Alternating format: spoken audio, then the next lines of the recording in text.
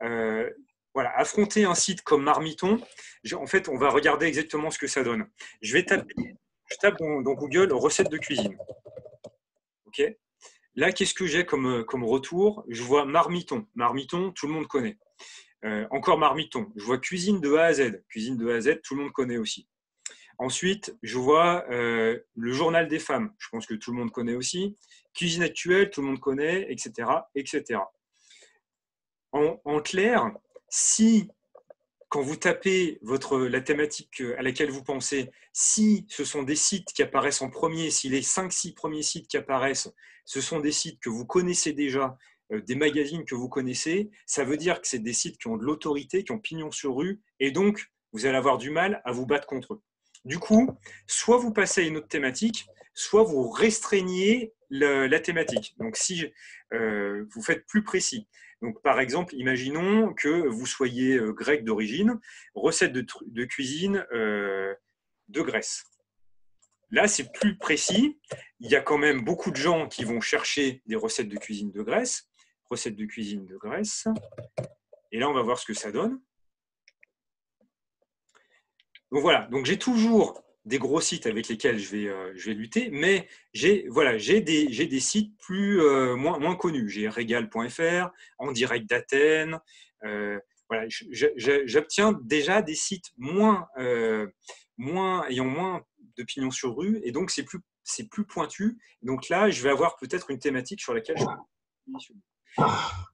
Mais d'une manière générale, il y a très, très, très peu de thématiques qui sont bouchées parce qu'il y a toujours moyen de se positionner sur des angles particuliers et sur des mots-clés qui sont très peu recherchés par les autres.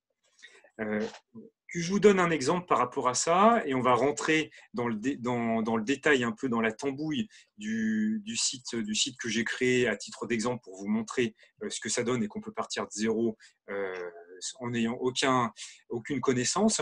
Donc sur ce site tparfait.fr, si je vais voir mes... Tu peux me permettre une question, Pierre, s'il te plaît? Vas-y. Juste une question. Est-ce que les sites avec des annonces sponsorisées sortiront toujours au-dessus? Alors oui, oui.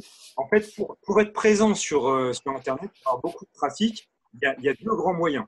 Le premier moyen, c'est de payer, donc ces annonces sponsorisées. Donc, voilà. Et le deuxième moyen, c'est d'avoir un bon référencement.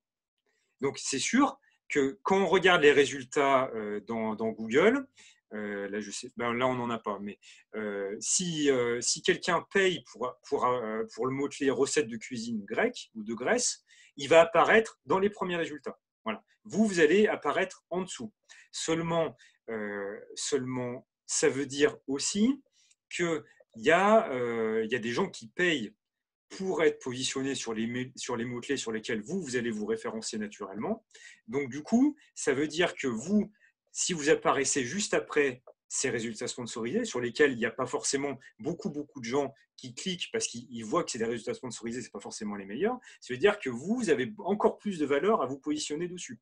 Imaginons que vous avez 1000 visites par mois sur un mot-clé que les gens qui payent 1 euro le clic sur ce mot-clé, ça veut dire que chaque mois, c'est comme si vous payiez 1000 euros de publicité, mais en fait, vous ne les payez pas, vous avez créé un article qui s'est bien positionné, et donc chaque mois, vous économisez 1000 euros de publicité, et vous êtes quand même très bien référencé, et vous attirez du monde. Vous voyez le principe? Et donc, l'idée, c'est de trouver des mots-clés qui sont pas forcément au début. Après, vous pourrez vous battre sur des mots-clés beaucoup plus forts, mais au début, des mots-clés qui ne sont pas forcément utilisés et repérés par plein de gens, parce que voilà, c'est tout l'intérêt aussi de la stratégie que j'ai pu développer avec l'expérience, c'est qu'on trouve des mots-clés extrêmement fréquentés, mais qui ne sont pas détectés comme tels par d'autres. Donc, par exemple, si je regarde ce site-là, donc là, je suis sur la page d'hier, parce qu'aujourd'hui, forcément, c'est en cours de route, donc on n'a pas les vraies stats. On aura ça ce soir à minuit ou 1h du mat. Donc hier, la page la plus fréquentée de site, c'était fumer du thé. C'est un site sur le thé. Donc, comment j'ai trouvé ce mot-clé-là? Donc, j'ai fait des recherches dans Google pour voir ce qui pouvait être recherché. Et en fait, comment font la plupart des autres, pour ne pas dire la totalité des autres, ils vont dans des outils, donc comme Ubersuggest par exemple, ou l'outil de recherche de mots-clés de Google, ou SEMrush, enfin bon, il y en a plein. Donc, c'est des sites qui vous disent nous, on connaît exactement le nombre de recherches qu'il y a par mot-clé et on vous dit combien il y a de recherches sur ce mot-clé par mois. Donc là, je le fais en direct. Je tape fumer du thé dans cet outil de recherche de mots-clés. Vous pouvez essayer dans d'autres. Hein. Et il me dit quoi? Il me dit que personne, absolument personne, ne recherche ce mot-clé-là, fumer du thé. Et pourtant, dans la vraie vie, dans la réalité, quand je vais sur les stats de mon site, rien que aujourd'hui, on va dire hier pour avoir des bonnes stats, rien que hier, il y a 192 personnes qui sont arrivées sur mon site parce qu'ils cherchaient ce mot-clé-là. Donc l'idée sous-jacente pour réussir à dépasser tous les sites concurrents et avoir beaucoup de visibilité, c'est de trouver ces mots-clés-là que les autres n'ont pas repérés et qui pourtant sont extrêmement fréquentés. Vous voyez, vous vous rendez compte, 192 vues par jour, et alors que les outils vous disent 0. Donc, il n'y a personne d'autre que vous qui va se positionner là-dessus. Vous allez écrire le meilleur article que vous pouvez. Donc, c'est pareil. Dans la méthode du projet L'Envol, j'ai une trame d'articles que je vous fournis, que vous avez juste à dérouler pour que ça aille vite. Je vous explique comment trouver le contenu du mot-clé. Moi, je n'ai jamais fumé du thé. Hein, je ne fume pas du tout d'ailleurs. Donc, j'y connaissais rien du tout, moi, sur fumer du thé. Et pourtant, quand vous allez dans Google et vous tapez fumer du thé, toc, quel est le premier résultat qui apparaît? Eh ben, c'est thé parfait, donc le site mystère que j'ai créé, thé parfait, fumer du thé. J'ai créé le premier article qui apparaît dans Google quand vous tapez ce mot-clé, alors que j'y connais rien. Parce que c'est la méthodologie de recherche qui fait qu'on arrive à trouver ça. Donc, le choix du thème, il est très important, on va en parler après, mais il ne faut surtout pas croire que tout est bouché et qu'il y a trop de concurrence sur Internet. Même aux États-Unis, où les gens vont extrêmement sur Internet, ils achètent beaucoup, ils sont prêts à rémunérer les blogueurs juste parce qu'ils font des articles, etc.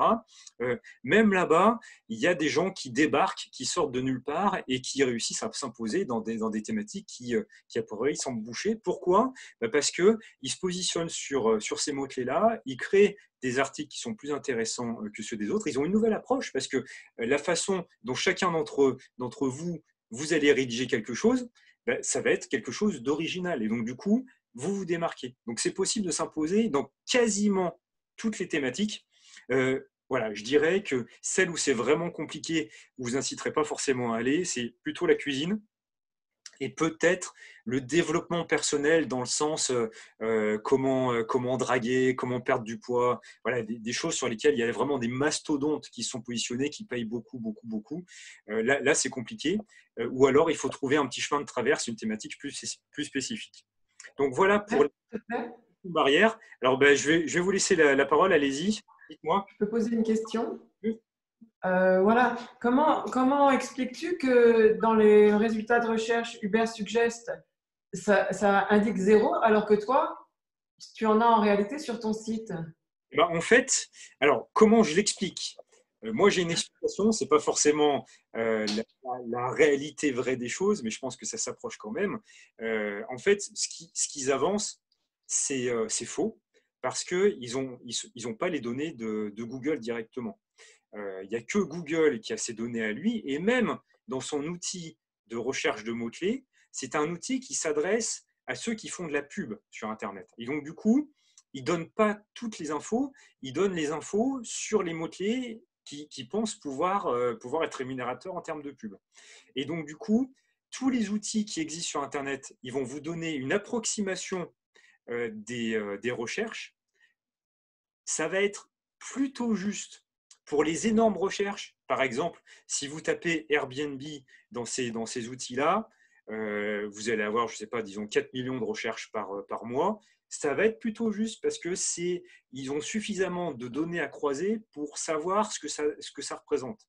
Par contre, si vous avez des petites recherches, voilà, 1000, 2000, 3000, 4000 vues par mois, là, ils vont avoir des choses complètement fausses. Il peut y avoir plein d'explications. Donc, la première, c'est qu'ils n'ont pas accès aux données de Google. La deuxième, c'est qu'ils se basent sur des algorithmes qui valent ce qu'ils valent. Par exemple, si je prends l'exemple de Eldorado Immobilier, si vous passez eldoradoimmobilier.com à la moulinette de ces sites-là, ils vont vous dire que j'ai une bonne partie de mon trafic qui provient du mot-clé extranet booking. Donc, extranet booking, vous savez ce que c'est pour accéder à votre compte booking. Et vu que vous savez ce que c'est, vous allez comprendre pourquoi ces données-là elles sont fausses. C'est que, effectivement, quand vous tapez extranet booking, probablement Eldorado Immobilier apparaît en 3e ou 4e résultat. Donc, du coup, c'est censé me générer quelque chose comme 10 000 ou 11 000 visiteurs par mois. Le problème, c'est que quand vous tapez extranet booking, vous n'avez pas envie d'avoir des infos sur l'extranet booking, vous avez envie d'aller sur votre compte booking.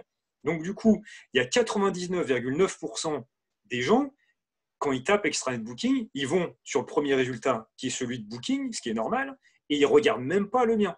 Et donc, du coup, voilà, les données sont fausses parce qu'il y a des algorithmes d'un côté et ils ne sont pas capables de prédire les petites recherches. Et donc, du coup, c'est pour ça que ça induit beaucoup de gens en erreur. Voilà. Merci. Vous avez d'autres questions par rapport à ces premiers éléments? N'hésitez pas. Hein. Oui, Pierre. Pierre. Oui, bonjour Henri. Oui, donc tu nous as montré, pour créer le site, il suffit d'aller sur OVH et de faire créer mon site en un clic. Mais après, Word, il faut prendre un abonnement, etc. Ou bien il y a une démarche sur OVH qu'on peut suivre pas à pas pour faire venir Word sur la page OVH, etc. Oui, alors, en fait, comment ça marche? C'est effectivement complètement pas à pas. Après, j'avais fait une formation sur comment créer un site Internet de A à Z, un site Internet de location saisonnière, donc vraiment de A à Z, tout compris. Tout ça, je l'ai inclus dans le projet L'Envol pour que vous puissiez avoir un repère. Mais en fait, le piège par rapport à ça, c'est qu'il y a des gens qui essayent qui vont passer énormément de temps à tout peaufiner dans leur site, qu'ils aient tel menu qui apparaît là, icône ici, etc. Alors qu'en fait, ce n'est pas du tout important. Ce qui est important, c'est vraiment les articles que vous allez publier. Si votre site il est complètement moche, mais que l'article que vous publiez, il est sur un mot-clé qui attire beaucoup de monde et que l'article est intéressant, tout le monde s'en fout que le site soit moche. Pensez par exemple au Bon Coin. Le Bon Coin, non, ils ont fait un petit lifting il n'y a pas trop longtemps, mais franchement, je ne pense pas que qui que ce soit puisse dire que le site du Bon Coin, il est super sexy. Et pourtant, c'est un des premiers sites du monde, de France en tout cas, si ce n'est du monde, en termes de visiteurs. Donc, vraiment, sur OVH, c'est vraiment pas… Ce qu'on va faire, c'est que je me connecte sur votre PC et puis j'attaque à 16h30. Donc, à 16h30, dans la file serveur et puis j'installe. Voilà, OVH, c'est vraiment pas à pas. Je vais repasser. Je vais essayer de voir. Ok, merci. Ouais. Allez-y, on est là pour ça. Ouais. C'est bon? J'essaie de trouver qui a son micro allumé. C'est Olivier, apparemment. Olivier. Il est où, Olivier? Je n'arrive pas à le trouver. Vous pouvez taper dans la barre de recherche en haut. Voilà. C'est bon. J'ai coupé le sifflet à Olivier. S'il veut reparler tout à l'heure, il faudra qu'il active. Ok, parfait. Donc voilà. Donc c'est simple. Franchement, c'est vraiment simple en fait. Jetez un petit coup d'œil aux conversations pour voir les questions. Il y a Karine qui dit « Je suis venu ici pour chercher de l'info, pas pour faire de la pub pour mon photographe. » Ah oui, effectivement, oui, on n'est pas là pour faire de la pub forcément, mais du coup, j'en ai fait pour vous. Tant mieux. C'est pas très grave. Ok, on va passer aux questions suivantes. Je vais repasser en grand. Voilà. Les questions qu'on a après, que j'ai eues après, c'était les questions fondamentales. Alors ça, c'est vraiment des questions très, très importantes. Comment trouver un thème rémunérateur? Comment trouver un thème pour les articles qu'on va écrire? Comment gagner de l'argent? Et comment je peux vous aider au quotidien là-dedans? Alors ça, évidemment, c'est quelque chose sur lequel vous devez passer du temps, parce que si, dès le départ, vous vous trompez sur le thème, que vous choisissez un thème qui ne va rien rapporter, et si derrière vous écrivez des articles qui intéressent personne, forcément, vous ne gagnerez rien et vous n'aurez pas de visite et ça va rien vous apporter. Donc, comment est-ce qu'on peut détecter ces thèmes-là qui rapportent et qui vont vraiment marcher? Il n'y a pas de recette magique en tant que telle. Il y a plein de stratégies que je vous détaille dans le projet, mais sur le principe, c'est un peu ce que je disais tout à l'heure par rapport à la concurrence. Déjà, si vous choisissez un thème sur lequel il existe déjà un média qui parle de ça, un magazine qui en parle, à ce moment-là, ça veut dire qu'il y a de l'audience et donc que ça va être rémunérateur. Qu'est-ce que vous pourrez prendre comme exemple? Le camping. Vous avez envie de faire un site sur le camping. Est-ce qu'il existe déjà des magasins qui vendent des articles spécifiques au camping? Oui. Dans les grandes villes, il y a toujours un magasin spécialisé. Moi, je sais que je suis lyonnais à la base. Il y a un magasin qui s'appelle Le Vieux Campeur, qui s'est beaucoup développé, qui possède plusieurs rues complètes maintenant. Voilà, il s'adresse aux campeurs. Donc oui, il y a une audience. Est-ce qu'il y a un magazine sur le camping? Oui, il y en a plusieurs. Donc du coup, oui, ça va être une niche, une thématique qui va pouvoir être rémunératrice. Est-ce que la location saisonnière, pour reprendre Eldorado Immobilier, est-ce qu'il existe des magazines qui parlent de location saisonnière? Oui. Donc, ok, ça va marcher. Le thé sur Thé Parfait, est-ce qu'il existe des magazines et de la clientèle pour du thé? Oui, il y a des boutiques de thé un peu de partout. Il y a des magazines qui existent. Donc, oui, ça va marcher. A contrario, s'il y en a vraiment beaucoup, beaucoup, beaucoup, pour reprendre le cas de la cuisine, à ce moment-là, il faut que vous fassiez une recherche aussi pour voir derrière à quel degré de saturation on arrive. Donc, je l'ai fait tout à l'heure pour la cuisine.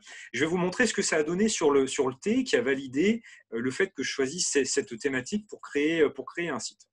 Si je vais sur Google, donc évidemment, là, c'est une première approche, mais ça vous donne déjà une idée. Je ne rentre pas dans les détails, mais sur le principe, je tape thé, tout simplement. Qu'est-ce que j'ai? En premier, on en parlait tout à l'heure, j'avais une question dessus, il y a un résultat sponsorisé. Ça veut dire qu'il y a cette boîte-là, Katsumiti, donc qui a du thé de luxe, qui paye pour être placé sur le mot-clé thé. Donc, s'il y a quelqu'un qui paye pour être classé sur le mot-clé que vous recherchez, oui, ça veut dire que derrière, lui, s'il paye, c'est que derrière, il a des produits à vendre et donc ça va lui rapporter. Donc vous, si vous placez sur ce thème-là, bien sûr, ça va vous rapporter aussi. Ensuite, je descends dans les résultats. Je vois quoi? Je vois qu'il y a plein de boutiques locales qui apparaissent. Donc c'est pareil. Ça veut dire qu'il y a des ventes qui se font derrière. Donc ça, c'est intéressant. Je continue et j'ai des sites qui vendent du thé qui apparaissent. Et donc, tout ça, c'est que des sites qui vendent. Donc derrière, il y a une vraie demande qui va derrière. Ensuite, je regarde quels sont ces sites-là. Ce n'est pas des sites que tout le monde connaît. C'est des sites que les amateurs de thé connaissent. Mais dans l'imaginaire collectif, ce n'est pas comme tout à l'heure Femme Actuelle ou Marmiton, etc., que vraiment, voilà, je ne vois pas qui ignore ce qu'est Marmiton cuisine de A à Z. On est tous passés dessus un jour. Là, Palais d'été, il faut connaître. Maxi Coffee, ouais, c'est même pas spécifique au thé. Ensuite, on a des marques. C'est pas des sites généralistes, c'est juste des marques. Après, j'ai Wikipédia. Donc, contrairement à ce qu'on peut penser, c'est relativement facile de battre Wikipédia parce que Wikipédia, ça donne des infos généralistes, ça donne pas des infos très précises. Voilà. Donc, qu'est-ce qui m'a amené à choisir ce thème-là? C'est que, d'une part, je suis certain qu'il y a de la demande par rapport à ces résultats sponsorisés, par rapport aux boutiques qui existent. Et ensuite, je vois que ce qui se positionne, il n'y a pas de site généraliste qui donne des infos, c'est des sites de vente. Donc du coup, je peux les battre parce que, évidemment, le katsumi.com, eux, ils vont proposer des thés de leur marque avec un descriptif des thés de leur marque, mais moi, je vais pouvoir aller beaucoup plus loin dans le descriptif que je vais faire. Donc après, si on pousse un peu la réflexion, juste le cran du dessus, on va taper blog thé, par exemple, donc pour des sites qui parlent de thé. Qu'est-ce que j'ai? Voilà, j'ai des blogs qui apparaissent. Chacun de ces blogs, je les passe dans des outils. Donc, celui que je vous montrais pas pour rien, c'est qu'en fait, il vous donne aussi quelle est la notoriété des sites à chaque fois. Donc, je les passe dans ce système-là et je vois qu'ils n'ont pas une notoriété énorme. Donc, du coup, je sais qu'il y a une belle place à prendre. Et donc, c'est pour ça que je me suis positionné dessus. Mais après, il n'y a pas que le thé dans la vie, hein. Là, je vous disais tout à l'heure, j'ai commencé un site sur les animaux de compagnie. J'en ai un autre sur les sacs à dos. Voilà. Alors, autre petite astuce peut-être, c'est qu'est-ce que je peux. Bon, on va rester sur ce thème-là. On va prendre. Pourquoi, par exemple, j'ai retenu le mot-clé fumer du thé? Pourquoi est-ce que ce mot-clé il fonctionne ou pas, et pourquoi est-ce que je pourrais peut-être faire un site complet sur fumer du thé? Pourquoi pas? Donc c'est pas forcément mon truc, mais c'est juste pour prendre un exemple. Quand je vais sur le résultat de Google sur cette partie-là, je vois que déjà, il y a plein de résultats de recherche qui sont précis, parce que des fois, vous avez déjà remarqué, vous tapez une question dans Google et vous n'avez pas exactement la réponse à votre question. Là, on a quand même plein de choses qui sortent avec ce thème-là. Je vois qu'il y a un forum qui en parle, donc s'il y a des gens qui en parlent dans un forum, c'est qu'il y a un sujet quand même. Il y a plusieurs forums d'ailleurs qui en parlent. Et enfin, quand je vais en bas, je vois aussi qu'il y a des gens qui payent pour être placés sur ce mot-clé d'ailleurs. Donc ça aussi, c'est un indicateur que c'est recherché. Donc contrairement à ce que disent les outils de recherche de mots-clés, vous voyez que là, il y en a qui ont identifié qu'ils pouvaient payer pour avoir ça. Donc ça veut dire quoi? Ça veut dire que, imaginons que ces deux sites, ils payent quelque chose comme 50 centimes à chaque fois que quelqu'un clique pour être positionné. Ça veut dire quoi? Tout à l'heure, je vous ai montré, hier, j'ai eu 200 personnes qui ont tapé le mot-clé fumer du thé et qui sont arrivées sur mon site. Ça veut dire que c'est comme si j'avais gagné 100 € de publicité, juste en un jour, vous voyez, par rapport à eux.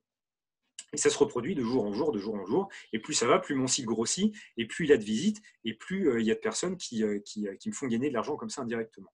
Ensuite, je regarde les recherches associées, et il y a des recherches qui correspondent à mon mot-clé.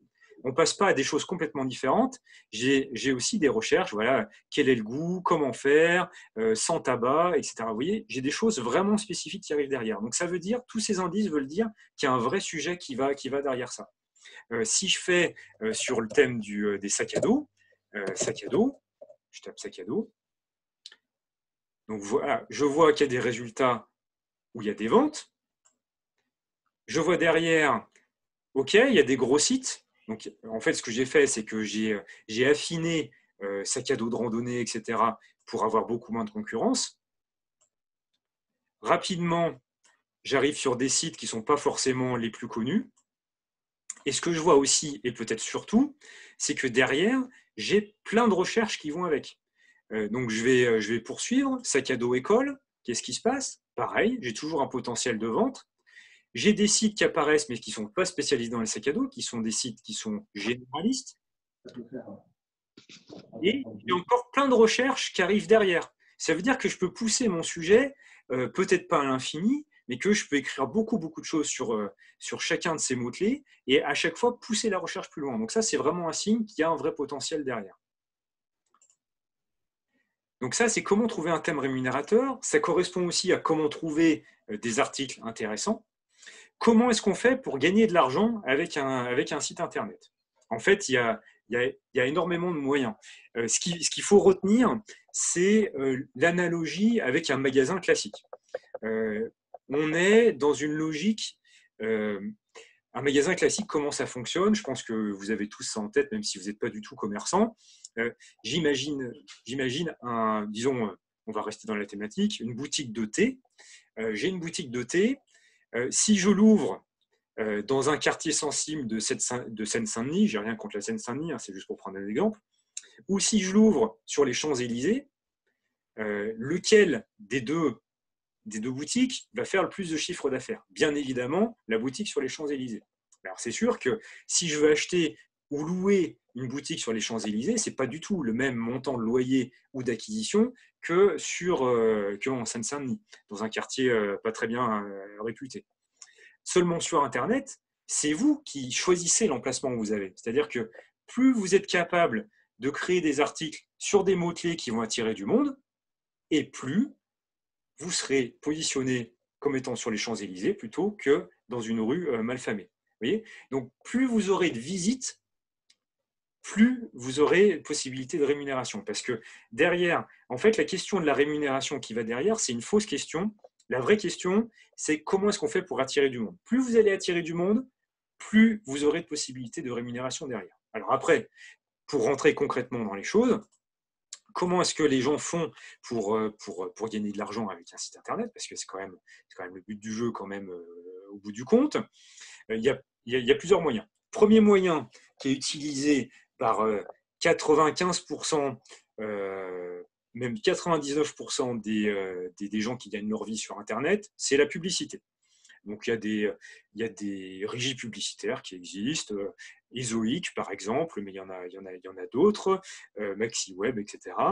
Vous les contactez. Quand vous commencez à avoir suffisamment de trafic, à peu près 5000 visiteurs par mois, donc vous allez y arriver au bout de 6-7 mois à peu près, 8 mois, à ce moment-là, ils vont vous rémunérer pour avoir la publicité sur votre site.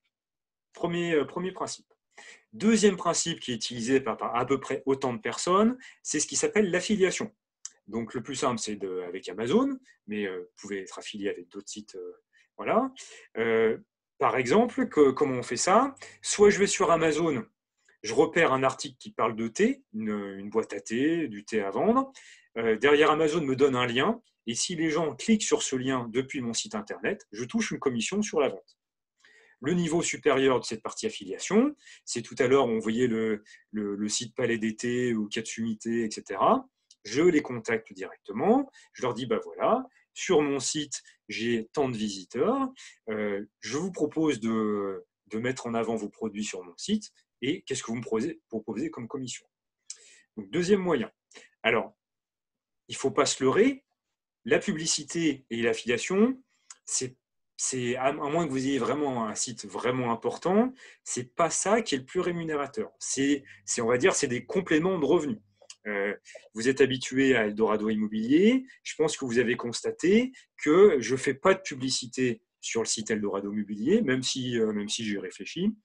Je ne fais pas d'affiliation, je ne mets pas de produits en avant, alors que je pourrais très bien dire, par exemple, sur une de mes pages les plus vues, qui sont le top 50 des meilleurs channel managers, je pourrais très bien mettre un lien affilié sur chacun des channel managers et toucher une commission à chaque fois que quelqu'un s'inscrit dessus.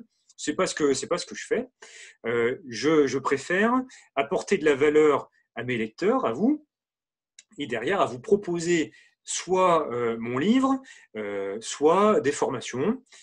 Et évidemment, les produits que vous allez créer en direct, c'est un peu moins passif comme système, mais évidemment, c'est plus rémunérateur parce que la commission que vous touchez sur les produits que vous faites vous-même, elle est bien évidemment plus élevée que la commission que vous touchez sur les autres.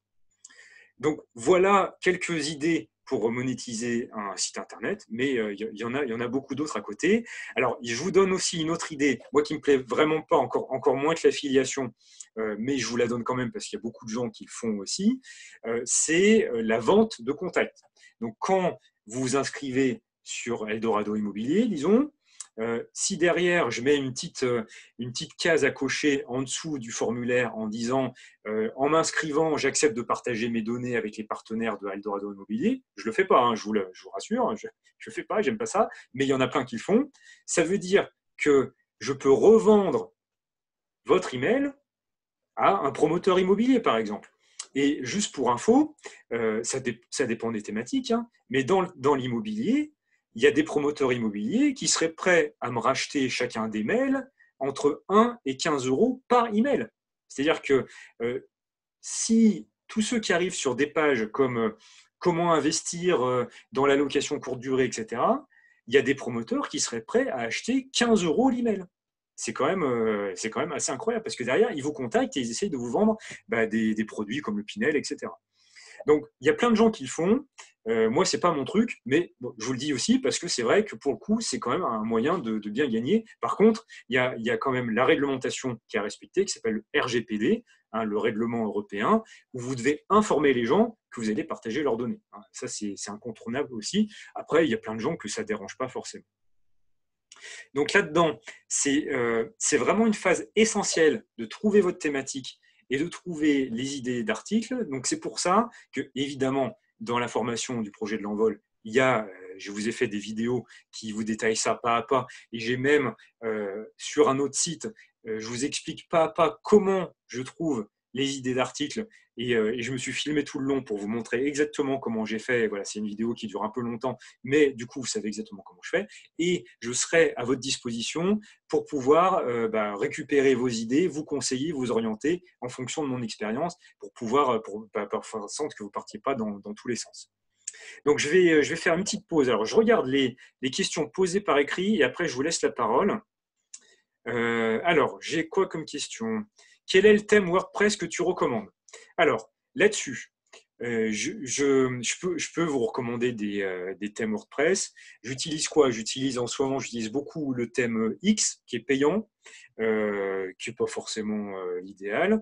Le thème de T'es parfait, je vous retrouverai le nom, mais c'est complètement gratuit. C'est tout à fait possible d'utiliser un thème gratuit.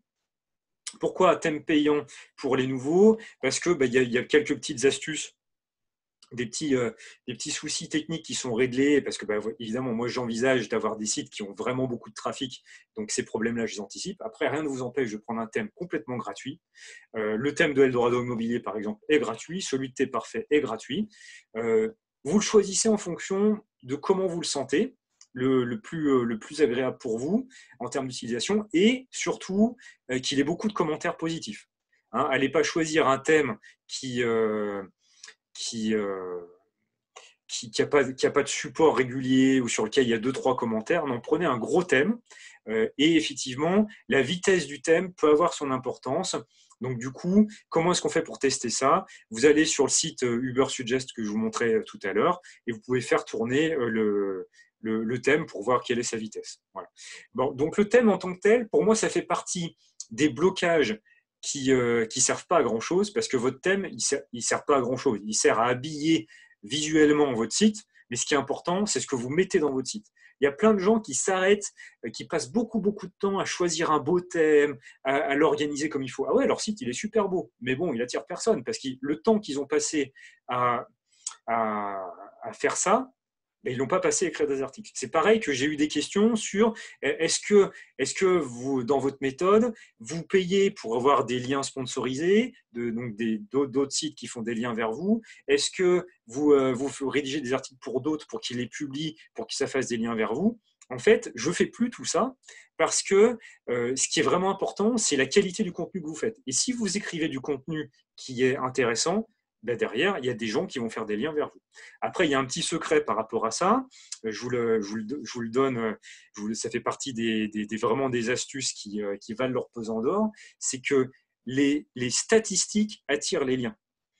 Si vous êtes capable de publier un graphique intéressant sur votre secteur, donc par exemple, si je prends le thé, j'ai un graphique sur les 60 pays qui produisent le plus de thé, et j'ai un graphique qui montre les quantités. Et ben ça, c'est quelque chose qui intéresse la presse nationale, qui intéresse beaucoup de gens, et les gens font des liens vers cet article parce que j'ai mis des statistiques dedans. Donc voilà, vraiment l'idée, c'est de rédiger du contenu de qualité. Et donc, vraiment la méthode sous-jacente au projet L'Envol, c'est vraiment axé sur comment rédiger des articles de qualité, même si vous n'y connaissez rien. Et qualité, ça veut dire quoi? Ça ne veut pas dire donner des astuces qui vous passent par la tête. Non, c'est trouver les mots-clés, comme je vous ai fait l'exemple sur fumer du thé, mais c'est juste un exemple parmi d'autres. Trouver les mots-clés qui vont attirer beaucoup de monde et derrière, comment est-ce que vous faites pour mettre le contenu qui va avec, qui va attirer beaucoup de monde aussi. On raconte vraiment beaucoup de conneries, je suis désolé de le dire comme ça, mais c'est vraiment la vérité, sur comment créer un site qui fonctionne. Parce qu'en fait, soit c'est des gens qui n'ont jamais fait de site qui fonctionne, soit c'est des gens qui ont un site qui fonctionne, mais qui a déjà pignon sur rue depuis des années. C'est sûr que si vous avez créé un site il y a 10 ans, il y a 15 ans, et que maintenant vous êtes leader dans votre domaine, en fait, vous pouvez faire en gros tout et n'importe quoi, toutes les conneries du monde, vous continuerez à être leader et à progresser simplement parce que vous avez installé une marque. Moi, ce que j'ai voulu faire, c'est me dire, ok, j'ai réussi avec Eldorado Immobilier, mais si je fais un nouveau site à partir de rien, sans aucune relation avec Eldorado Immobilier, vraiment partant de zéro, qu'est-ce que ça va donner avec la même méthode que j'utilise? Et du coup, voilà, la preuve, c'est que ça fonctionne. Donc, j'ai une question suivante de Felipe. Quelle est la longueur d'un article? Alors là, c'est pareil. On raconte beaucoup de bêtises là-dessus. D'une manière générale, la réalité des choses, c'est que pour être classé numéro 1 dans Google, un article fait au minimum 800 à 1000 mots. Mais en fait, ça veut rien dire. Ce qui veut vraiment dire quelque chose, c'est que l'article, il contient des éléments intéressants. Et en fait, sur n'importe quel thème, sur n'importe quel mot-clé, si vous êtes capable de répondre aux questionnements que les gens ont, automatiquement, votre article fera la bonne longueur. Et en fait, l'erreur, et c'est aussi une erreur que j'ai faite sur certains articles de Eldorado Immobilier que j'ai corrigé, c'est qu'effectivement, je me fixais de faire 1500 mots minimum par article. Et en fait, à certains moments, je reprenais des choses que j'avais déjà dit au début de l'article. En fait, c'est de la bêtise, ça, parce que ce qui va vraiment marcher dans Google, c'est ce qui va plaire aux gens. Google, son objectif, c'est quoi? C'est de mettre en numéro 1 l'article qui va le plus se plaire aux gens. Et donc, du coup, si vous avez écrit l'article qui plaît le plus aux gens, qu'il fasse 300 mots, 800 mots, 1500 mots, 10 000 mots, vous serez numéro 1. Vous avez forcément regardé, quand vous tapez des questions dans Google, ça vous est déjà arrivé d'avoir des mini-articles qui apparaissent en premier. Ils apparaissent beaucoup mieux classés que des articles beaucoup plus gros. Donc, c'est sûr qu'en moyenne, un article numéro 1 dans Google, il fait au moins 1500 mots, mais c'est uniquement une conséquence que si votre article est intéressant, et à ce moment-là, ça veut dire qu'il est complet et donc il y a un certain nombre de mots dedans. Voilà. Il ne faut pas prendre le problème à l'envers. Alors après, Valérie, pour tes parfaits, tu penses développer une boutique en ligne? Oui, alors oui, et c'est chronophage. Oui, effectivement. Pour l'instant, j'ai lancé ce projet pour faire du référencement, pour valider la méthode, ce projet parmi d'autres, hein, mais donc du coup la méthode elle est complètement validée. Derrière, effectivement, mon idée c'est aussi de créer une boutique en ligne. Oui, c'est du temps. Donc ce que je pense faire, mais c'est ma stratégie à moi, après chacun fait ce qu'il veut, ma stratégie à moi, c'est que je vais, là je suis en train de le faire, je vais installer de la publicité sur tparfait.fr qui va me permettre de rémunérer un vendeur en fait, comme une boutique classique, et ce vendeur sera chargé de créer ma boutique en ligne. Créer une boutique en ligne, c'est quoi? En fait, il y a des plugins qui s'installent et ça crée votre boutique directement. Et pour chaque produit, on aura un descriptif à la manière de rédaction d'un article pour que les produits apparaissent en très bonne position aussi. Et derrière, je collecte les emails des gens qui sont intéressés par le site et derrière, je vais leur proposer des produits. Voilà. Ensuite, du coup, si j'ai bien compris, c'est une question de Brezonec, tu te bases sur une idée, par exemple, ici, t'es parfait pour le vendre et après, tu as beaucoup de visites. Oui, alors ça c'est une très bonne question aussi. J'en ai pas parlé pour l'instant. Évidemment, dans les manières d'être rémunéré avec un site internet, il y a aussi le fait de vendre ce site internet. Allez voir par curiosité les sites de vente de sites internet. Regardez les prix des sites internet qui ont déjà un peu pignon sur rue et regardez leur référencement qu'ils ont, la qualité qu'ils ont. Ça fait peur. Donc, un site qui attire beaucoup de monde, c'est clair que vous allez pouvoir le vendre quand même cher. Et comment on fait ça? Donc, ce que je conseille, c'est de commencer à monétiser votre site. Vous y allez, vous faites un peu d'affiliation, de la publicité. L'idéal, c'est effectivement de faire une boutique en ligne. Et en fait, un site internet se revend en moyenne 37 fois le montant du chiffre d'affaires que vous avez généré à une année. Donc, si vous avez généré 1 000 € de chiffre d'affaires, vous le revendez quand même 37 000 euros. Donc, ça va très très vite. Vous pouvez vraiment gagner sur tous les tableaux. Si ça devient votre passion de créer des articles qui plaisent aux gens, vous pouvez par exemple créer un site internet par an, que vous poussez votre projet jusqu'au bout, vous avez un site qui se référence super bien, derrière vous le revendez, ça vous fait votre revenu de l'année, vous en créez un deuxième l'année suivante, etc. Voilà. Je remonte dans les questions. Qu'est-ce que j'ai d'autre? L'envol est-il un produit similaire à Blogueur Pro de Olivier Roland? Alors, c'est toujours compliqué de comment dire, de comparer des formations entre elles. Ceci dit, Olivier Roland, ça fait partie des gens qui m'ont donné vraiment envie de créer Eldorado Immobilier parce qu'ils ont un discours et puis une réussite qui ont été passionnants. Seulement, le souci qu'il a, le pauvre, c'est qu'il est resté sur d'anciens modes de fonctionnement. Et donc, du coup, lui, il est complètement passé sur YouTube. Et malheureusement, son activité a complètement décliné. Il est plus sur les logiques qui sont actuelles, quoi.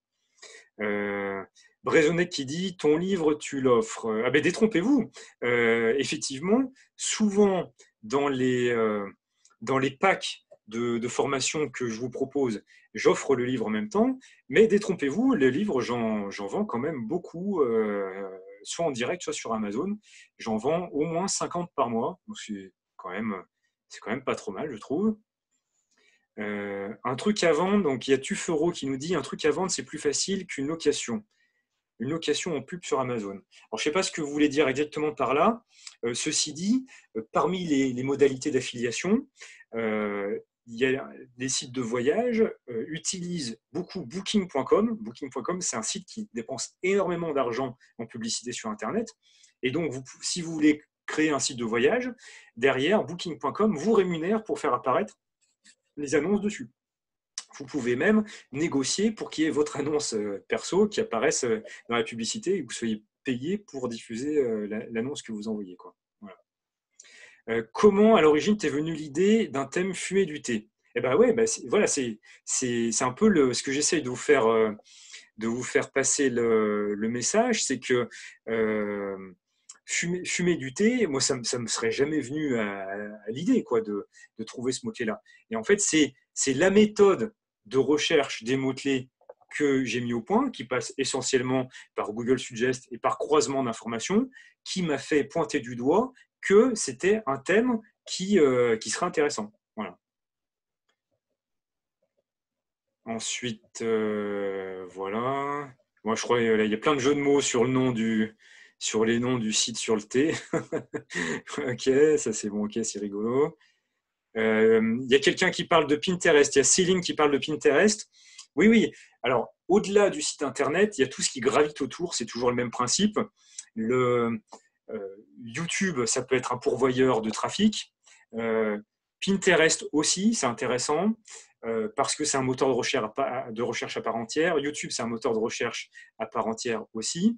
Et donc, du coup, ça va vous générer du trafic régulier qui va arriver. Le problème avec d'autres réseaux sociaux comme Facebook ou Instagram, c'est qu'une fois que vous avez publié votre post sur Facebook, les gens, ils ont 1 minute pour le voir et après, il disparaît et il n'apparaît plus jamais. Donc, il vaut mieux miser sur des moteurs de recherche. Le problème d'avoir uniquement une chaîne Pinterest ou une chaîne YouTube, c'est que vous êtes captif de ça. Et donc, il faut, moi, à mon sens, absolument renvoyer les gens vers votre site Internet parce que le site Internet, vous le possédez, vous. Voilà. Et ça, c'est vraiment fondamental parce que changer les règles, ça se produit tout le temps. On l'a tous vu avec ce qu'a fait Airbnb. Ils ont décidé, au début de la crise du coronavirus, OK, le contrat qu'on a signé tous ensemble, c'est qu'en fait, on fait en sorte d'avoir aucune responsabilité. Donc, on fait signer un contrat directement entre le propriétaire et le voyageur. Mais bon, là, pour le coup du coronavirus, ce qu'a décidé le propriétaire, on va dire qu'on s'en fout un peu. Et puis, du coup, on va rembourser tout le monde. Alors, on en pense qu'on veut. Ceci dit, ils ont fait ce qu'ils voulaient. À Britel, ils l'ont fait il y a quelques années aussi. Il y avait des propriétaires qui payaient un abonnement premium sur Abritel. Et du coup, leur annonce apparaissait en premier. Ça fait des années qu'ils louaient comme ça, tout allait bien. Abritel a été racheté, ils ont changé de modèle, et du jour au lendemain, ces gens-là, ils n'ont plus pu louer. Ça peut se produire à n'importe quel moment. YouTube peut changer son algorithme, Pinterest aussi. Tandis que si vous avez un site internet, que derrière vous collectez les emails des gens, que vous avez créé une clientèle, des gens qui sont intéressés par le contenu que vous avez créé, bah, du coup, ça c'est quelque chose que vous possédez vous. Voilà. Je vais vous laisser la parole si vous avez des questions, dites-moi. Oui, moi j'en ai posé une. Et quelqu'un m'entend? C'est bon? Franck, vas-y, dis-moi. Je viens d'en poser une là. Concernant les mots-clés, je reviens sur les mots-clés. Je me posais la question l'autre fois. Ce qui compte, c'est les mots-clés qui apparaissent vraiment dans le titre de l'article, ou alors il faut les répéter sans arrêt au cœur même de l'article. Alors ça marchait avant. On va faire un petit coup du monde d'avant. Ça marchait avant de répéter sans cesse les mots-clés. Ça marche plus du tout aujourd'hui. Aujourd'hui, ce qui compte, c'est que votre article soit intéressant. Donc, en fait, comment ça fonctionne? Donc, d'un côté, oui, c'est important de mettre votre mot-clé dans l'article, parce que si vous parlez de Airbnb dans votre article, mais que vous écrivez sans cesse plateforme de location saisonnière ou concurrent de Booking, si vous ne dites pas Airbnb à un moment donné, ouais, vous ne serez jamais classé sur Airbnb, c'est sûr. Donc, votre mot-clé, il faut l'identifier, le mettre dans le titre, ça me paraît incontournable. Le mettre dans le descriptif de votre article, ça me paraît incontournable. Le mettre dans quelques titres intermédiaires, le répéter régulièrement, c'est incontournable, c'est obligatoire. Mais il ne faut pas mettre trop l'accent dessus. En fait, il faut faire comme si vous expliquiez à un ami le sujet de l'article. Et donc, forcément, vous allez donner votre mot-clé, il faut faire gaffe à le mettre. Mais il ne faut pas tartiner. Ce qui va faire que votre article sera en première place dans Google, c'est qu'il plaît aux gens. Donc, comment ça marche concrètement? Concrètement, quand vous publiez un article, Google le reçoit, il se dit bah, ok, un article parmi des millions d'autres, super, voilà, je vais le tester. Donc, il présente votre article de manière aléatoire dans certaines recherches, quelquefois en première place, quelquefois en troisième, quelquefois en 10e. Il voit ce qui se passe. Si les gens ne cliquent jamais sur votre article, vous dégringolez dans les résultats de recherche. C'est pour ça que c'est important de mettre votre mot-clé dans le titre pour que les gens, ça leur donne envie de cliquer. Ensuite, si les gens cliquent sur votre article et qu'ils se rendent compte que le traitement ou que les infos dedans, elles ne sont pas intéressantes, elles ne sont pas assez fouillées, elles ne correspondent pas à ce qu'ils attendent, ils partent, et ça Google le sait, parce que Google, il trace tout, ils le savent, donc ils se disent, bon, les gens, ok, ils vont cliquer dans l'article, mais le contenu n'est pas intéressant parce qu'ils partent rapidement, donc du coup, ils vous font descendre. Ce qui vous fait remonter, c'est le fait d'avoir à la fois ce titre qui attire et donc qui contient le mot-clé avec une petite phrase un peu attractive, comme par exemple « Voici tout ce que vous devez savoir sur Airbnb » ou « Ce que les gens vous cachent sur Airbnb », que derrière votre promesse soit tenue dans l'article pour que les gens restent et lisent l'article. Et le top du top, c'est qu'ils aillent sur un autre article après de votre site, parce que du coup, plus ils passent de temps sur votre site, plus Google se dit, tiens, j'ai bien fait de mettre cet article en premier, parce que les gens, vraiment, ça les passionne. Voilà comment ça fonctionne. Et c'est pour ça que ça prend un peu de temps. Mais on va parler après du temps que ça prend, des résultats qu'on peut obtenir. Voilà, ça répond à ta question, Franck? Oui, très bien. Ok, super. D'autres questions? Oui. Oui. Deux petites questions, du coup. Attendez, qui c'est qui a pris la parole, là, du coup? Felipe. Ah, Felipe. Ok, je vous avais coupé le micro. Dites-moi. Alors, deux questions, en fait. C'était donc après la longueur, ça pouvait être le nombre d'articles sur un site au minimum. Et la deuxième question, c'était tu ne fais pas de lien du tout, en fait. Alors, les liens, c'est important. Hein. On ne peut pas dire qu'un site qui n'a pas de lien depuis d'autres sites, le site, il ne marchera pas. Parce que pour Google, un lien, c'est une espèce de vote. C'est-à-dire que pour prendre vraiment ce qui va vous parler, vous allez sur Facebook. Si vous aimez un post Facebook, vous allez mettre un petit cœur, un petit pouce levé. En fait, un lien sur Google, c'est pour un article de site internet, c'est pareil, c'est un petit pouce levé ou c'est un like. Donc du coup, c'est important d'avoir des liens. Mais en fait, avec le temps, je me rends compte qu'au début, ouais, c'est intéressant de solliciter, de, de solliciter des gens pour avoir des liens. Donc, j'ai des stratégies par rapport à ça, hein, pour gagner beaucoup de temps. Donc, je ne dis pas que je ne le fais pas. J'ai quand même ce qu'on appelle du outreach, c'est-à-dire joindre les gens pour leur dire, bah, regardez mon article, il est intéressant, ça pourrait être un bon complément au vôtre. Est-ce que vous voulez bien faire un lien vers mon article? Je le fais. Ça me génère des liens. Mais ce n'est pas ça qui me génère le plus de liens. Ce qui me génère le plus de liens, c'est le fait que l'article soit intéressant. Et donc, tout seul, bah, il y a d'autres gens qui vont le voir et qui vont faire des liens vers mon article. Par exemple, sur Eldorado Immobilier, quand j'écris un article sur Airbnb, donc là, j'en ai un qui va être publié dans pas longtemps qui explique, là, je viens juste de le finir, quel est le match Airbnb contre Abritel, quels sont les avantages et inconvénients des deux. Et ben, dans mon article, j'ai fait un lien vers Airbnb et j'ai fait un lien vers Abritel. Et c'est un facteur important aussi maintenant sur Internet. Avant, les gens n'avaient pas envie de faire des liens vers d'autres sites pour ne pas leur donner un peu de qualité ou de référence. Mais aujourd'hui, si vous écrivez un article mais que vous n'avez pas de lien qui pointe vers des sites de qualité à l'extérieur, ça veut dire pour Google que vous ne citez pas vos sources et donc que vous propagez des fake news. Donc du coup, maintenant, tous les sites qui ont pignon sur rue, qui fonctionnent, font des liens vers d'autres sites. Et donc, c'est comme ça qu'on obtient des liens aussi. Après, la première question, j'ai oublié, c'était quoi? Redis-moi. Alors, j'en avais deux. Finalement, j'en ai une autre aussi. Donc, c'était le nombre d'articles et la durée. Au bout de combien de temps, en fait, ton site se mettait en place et commençait à recevoir du trafic? Oui, alors ça, c'est la partie suivante. Bon, ceci dit, on peut l'aborder. Ben, en fait, voilà, je ne vais pas vous donner une donnée théorique. Je vais vous montrer, que je vais sortir de la présentation là. Je vais vous montrer ce que ça donne sur T-Parfait. En fait, le nombre d'articles, on s'en fout complètement. Parce que ce qui compte, c'est les articles qui marchent. Là, je vais mettre, voilà, je vais afficher. Vous allez voir les vrais chiffres. Hein. Toc. Donc, c'est un site que j'ai lancé il n'y a pas très longtemps, que j'ai lancé en novembre. Je vais mettre depuis la création, vous aurez tout. Donc, j'ai publié beaucoup d'articles sur ce site-là. Parce que je n'ai pas forcément cherché à faire spécifique, parce que j'ai externalisé ça, parce que je n'avais pas forcément le temps de tout rédiger moi-même directement. Voilà, c'était le choix que j'avais fait. Mais qu'est-ce qu'on voit? Ce que je vois, c'est que si je prends, on va dire jusque-là, j'ai que 7 articles, et même j'en ai que 5, si j'enlève la page d'accueil et la boutique, j'ai que 5 articles qui m'ont attiré 80% des visites. Donc, j'ai fumé du thé, comment faire, j'ai comment doser votre thé en vrac, la méthode simple, le top 6 des marques de luxe au monde, le classement des meilleurs thés du monde, et pourquoi le thé donne envie de faire pipi. Voilà, ce n'est pas des trucs qu'on aurait inventés comme ça. Hein. Fumer du thé et pourquoi le thé donne envie de faire pipi, franchement, ce n'est pas des trucs qui… Si on ne mène pas les recherches qui vont bien à côté pour trouver le nombre de visites qu'il y a avec, ce n'est pas des choses qu'on va inventer.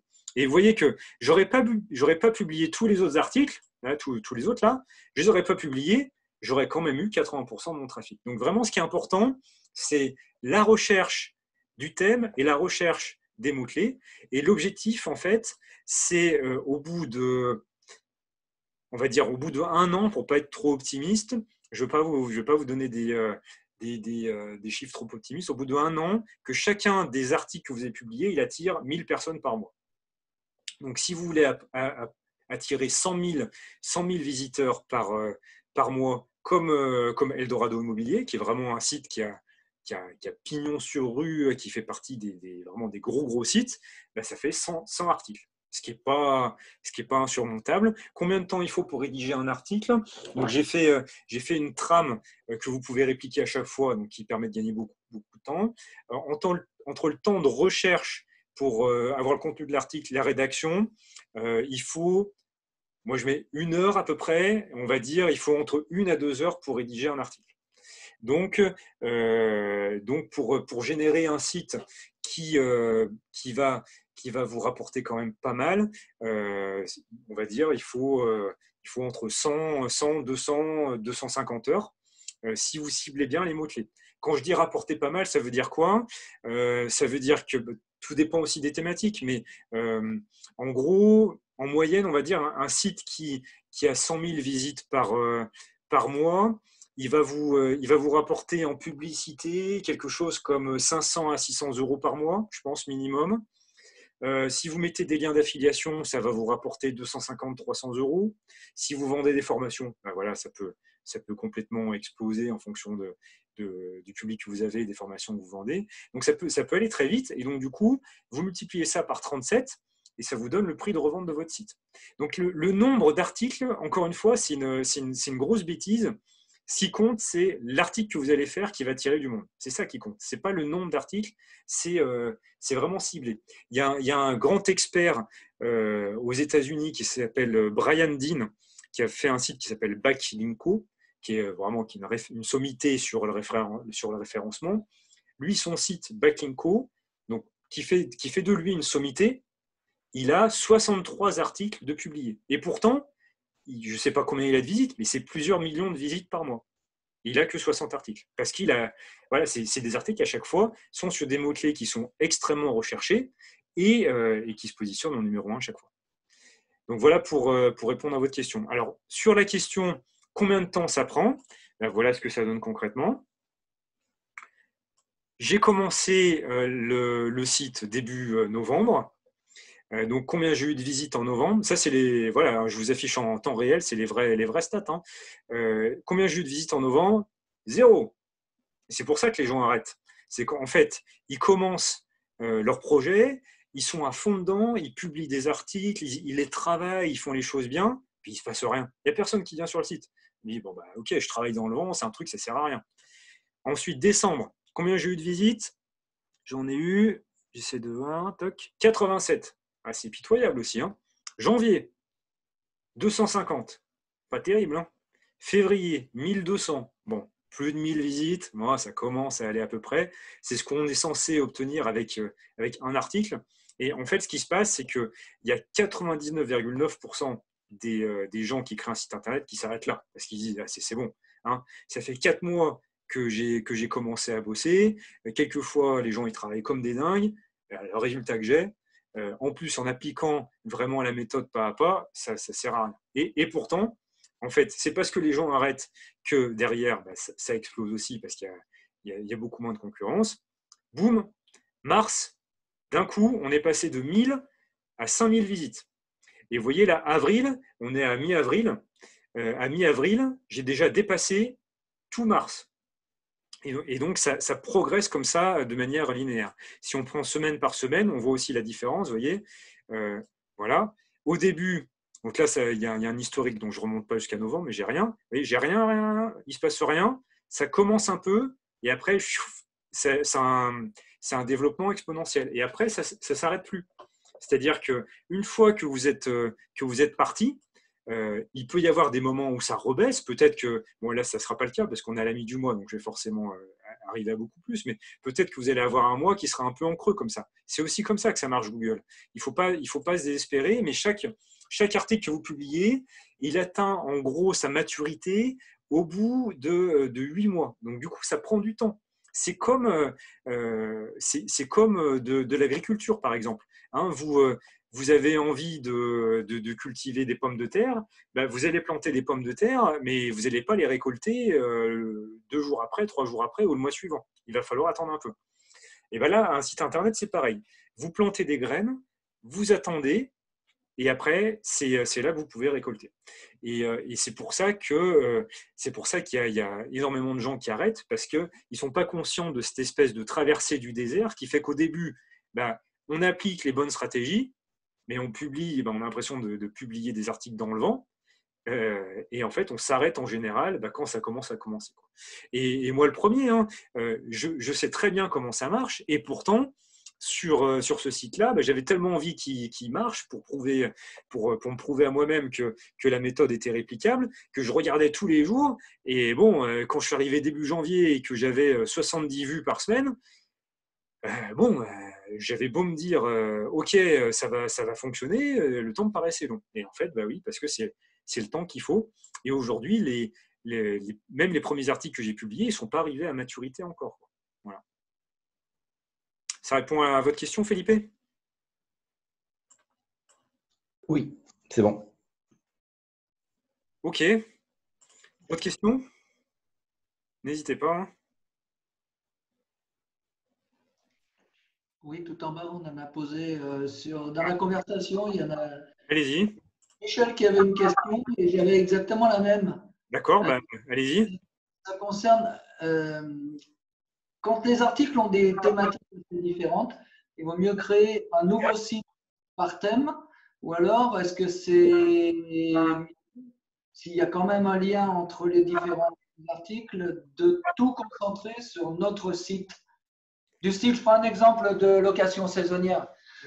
Est-ce que sur notre site perso, on va mettre des trucs qui sont en lien sur les lieux à visiter de la région, les spécialités gastronomiques, etc. Tout dans le même? Oui. Ou alors diffuser et à chaque fois renvoyer vers notre site? Tout dépend du thème. Mais si je prends la location saisonnière, par exemple, tout l'objet du site, c'est de ramener des visiteurs qui sont intéressés par la région pour derrière les inciter à réserver. Donc, du coup, le thème du site est suffisamment restreint. Il est restreint à la location saisonnière dans le secteur. Et pour parler de ça, on parle d'autres sujets. Ce qu'il faut faire attention, c'est pas avoir un sujet trop vaste. Par exemple, je vais sortir du domaine de la cuisine parce que je crois que je vous ai un peu trop bassiné avec. On va aller au jardinage. En ce moment, vous avez une maison avec un jardin, vous y passez beaucoup de temps, voilà, comme moi. Vous êtes confiné, vous n'avez pas trop le choix, donc le jardin c'est cool. Donc vous avez envie de vous lancer dans le jardinage. Si vous créez un site sur le jardinage, ça va être long et compliqué de vous positionner parce que c'est vraiment généraliste. Et pour acquérir de la notoriété et de l'autorité le plus rapidement possible, sur le jardinage en général, si vous n'appelez pas Nicolas le jardinier, vous allez un peu galérer.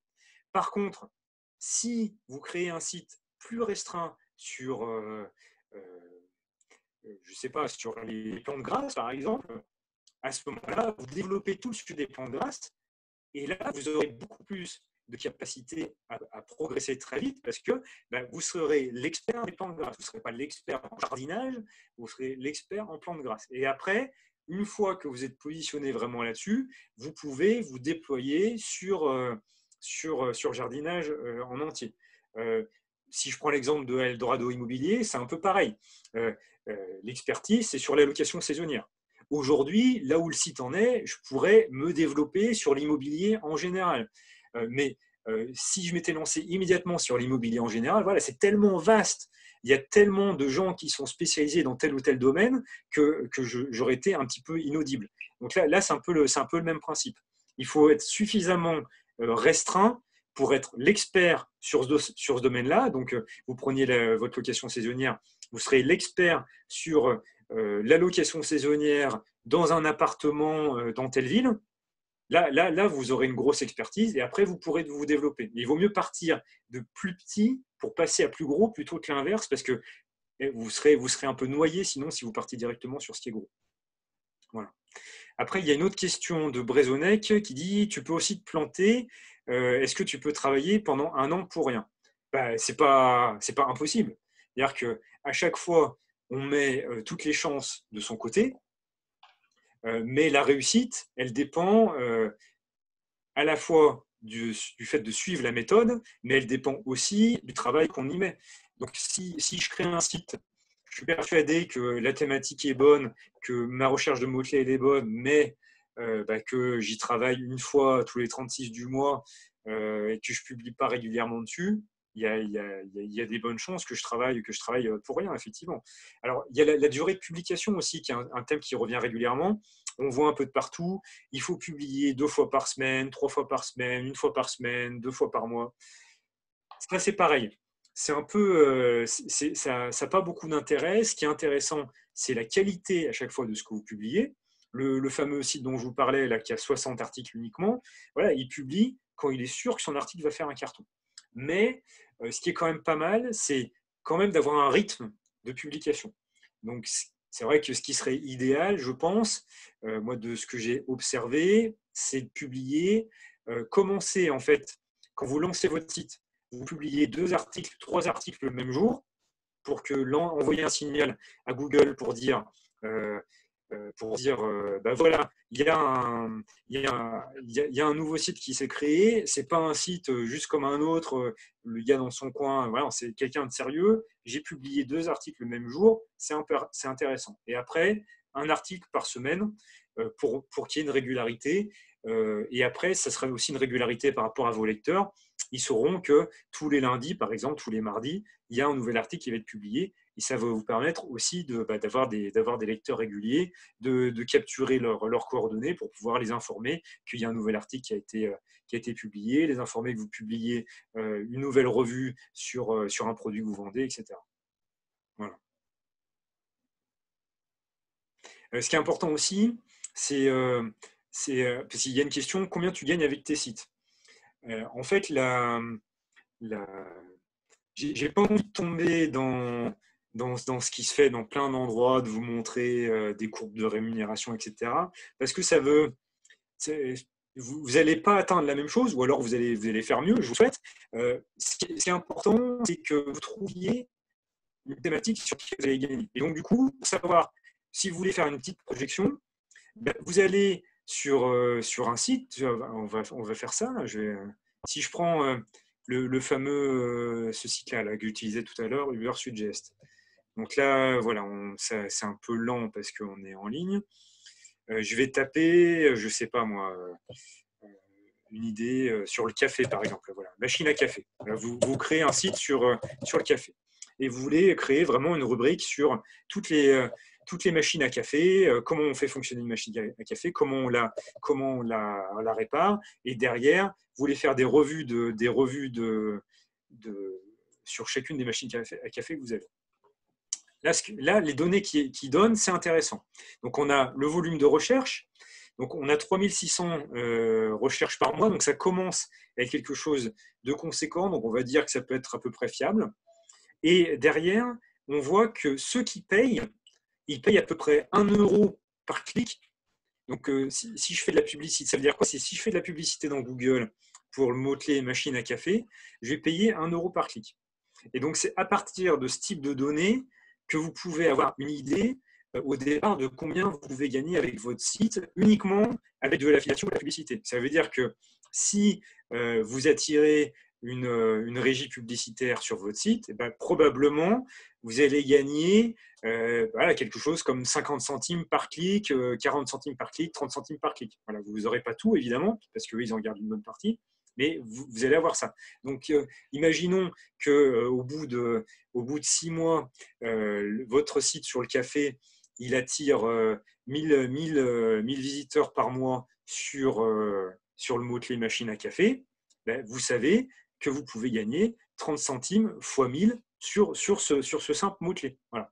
Après, il y a toute la partie formation, vente de produits, etc. Mais c'est pour vous donner un ordre d'idée. Si vous êtes dans une thématique où vous avez beau taper des mots-clés dans tous les sens, mais vous ne trouvez jamais qu'il y a des choses payantes ici, ça risque d'être plus compliqué pour le monétiser. Et donc là, vous risquez de vous planter. En fait, on se plante quand on ne publie pas assez régulièrement du contenu, parce qu'il ne faut pas se leurrer, hein, plus vous aurez trouvé des mots-clés intéressants et vous aurez publié des articles intéressants, plus vous aurez de trafic et plus vous aurez de revenus. Donc si vous n'arrivez pas à trouver cette thématique où il y a un potentiel et des articles où il y a un potentiel aussi et que vous n'êtes pas assez régulier, c'est là que vous allez vous planter. Il n'y a pas forcément de risque de se planter en tant que tel. On se plante parce qu'on arrête ou parce qu'on n'est pas assez régulier, quoi. Voilà.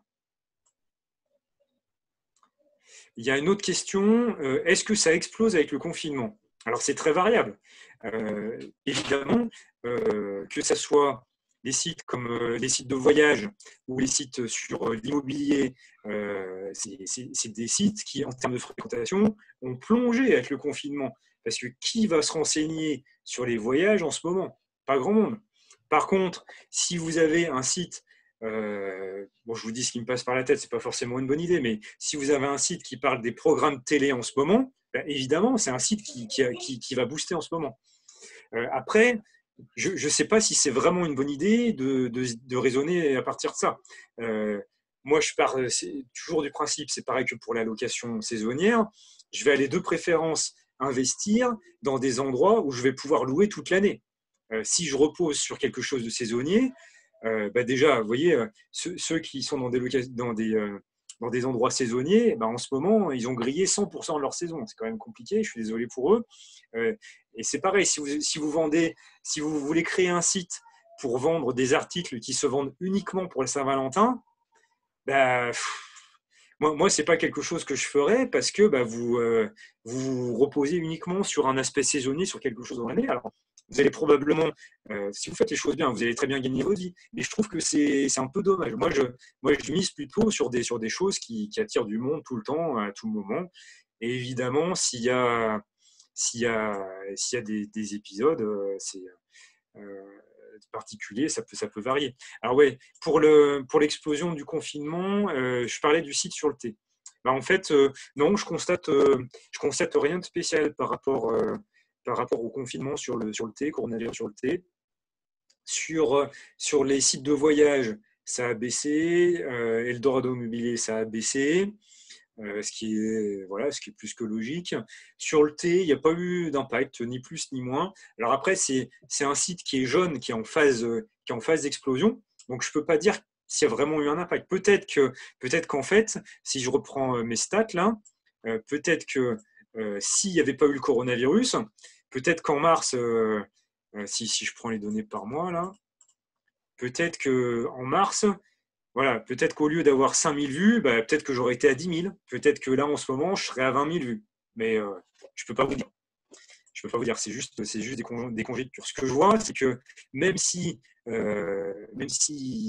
les gens sont confinés chez eux et qu'ils n'ont pas forcément envie de consommer, bah, le site continue à progresser fortement malgré le confinement. Voilà, je peux rien dire de beaucoup plus, quoi. Voilà. D'autres questions? Oui, bonjour, c'est Tadjik. Bonjour. Tu parlais du coup de commencer sur une niche. Oui. Et ma question du coup, par exemple, si à terme je veux vendre des graines de tout, fruits et légumes, et qu'au début je décide de me concentrer sur la tomate, par exemple, est-ce que je vais appeler mon site tout sur la tomate? Et est-ce que le jour où il se développe, ce nom de domaine ne va pas être préjudiciable quoi, pour développer l'activité? C'est une excellente question. Alors, vous aurez toujours la possibilité de faire évoluer votre nom de domaine. Ça se fait via des redirections, ce qu'on appelle des redirections 301, donc qui font en sorte de ne pas perdre le référencement. Il y a toujours un petit peu de perte, il ne faut pas non plus se leurrer. Mais la question, elle est vraiment excellente parce qu'il faut voir loin. C'est-à-dire que si vous vous dites, je vais commencer par vendre des graines de tomates, et demain, quand ça marchera, je veux m'ouvrir à vendre d'autres types de graines, et ben, partez directement sur un nom de domaine qui va être plus généraliste.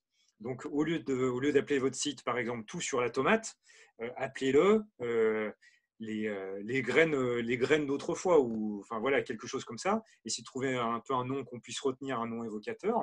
Et une fois que vous avez ça, ben, rien ne vous empêche d'axer votre site sur la tomate, parce que Google, ils sont pas bêtes, hein, c'est extrêmement puissant, extrêmement performant.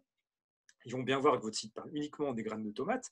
Donc, du coup, vous serez référencé sur la partie tomate. Et quand vous allez vous développer et que vous parlerez des graines de potiron, voilà, vous commencerez à utiliser la notoriété que vous avez sur les graines de tomates pour les passer sur les graines de potiron aussi.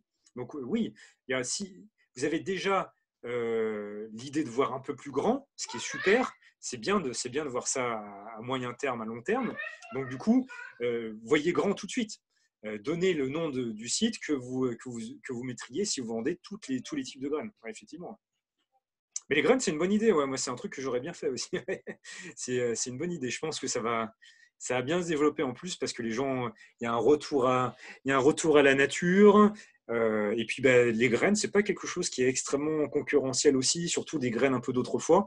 Il y a des gens qui ont des sites internet sur des poules de race, sur des tomates d'antan, et ça marche très bien en vente en direct. Hein. Merci. Autre chose ?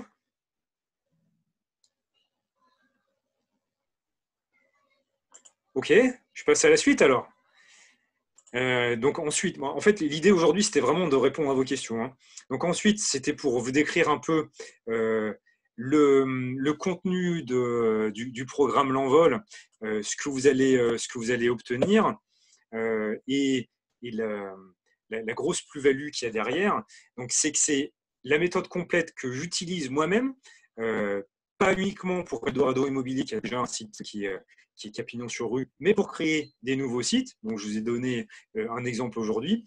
Donc, je vous demanderai, quand vous aurez un site, faites de la pub sur ce site. Moi, je vais faire l'inverse aujourd'hui. Je vous demanderai de ne pas diffuser le moins possible le site est parfait, parce que je n'ai pas envie que mes résultats soient dénaturés par un pic de visite. Voilà. Donc, si vous voulez aller jeter un coup d'œil, bien sûr, allez jeter un coup d'œil, il n'y a pas de souci, au contraire. Mais ne faites pas de publicité autour. Je préfère le conserver pour qu'il vive vraiment, pour que j'ai vraiment des résultats fiables. Derrière, je fais d'autres sites à côté qui sont en phase d'ascension, qui vont me permettre aussi d'avoir des retours et d'affiner tout ça. Donc, par rapport à ça, je vous donne aussi le calendrier pour vous situer, parce que c'est vraiment le point le plus stressant.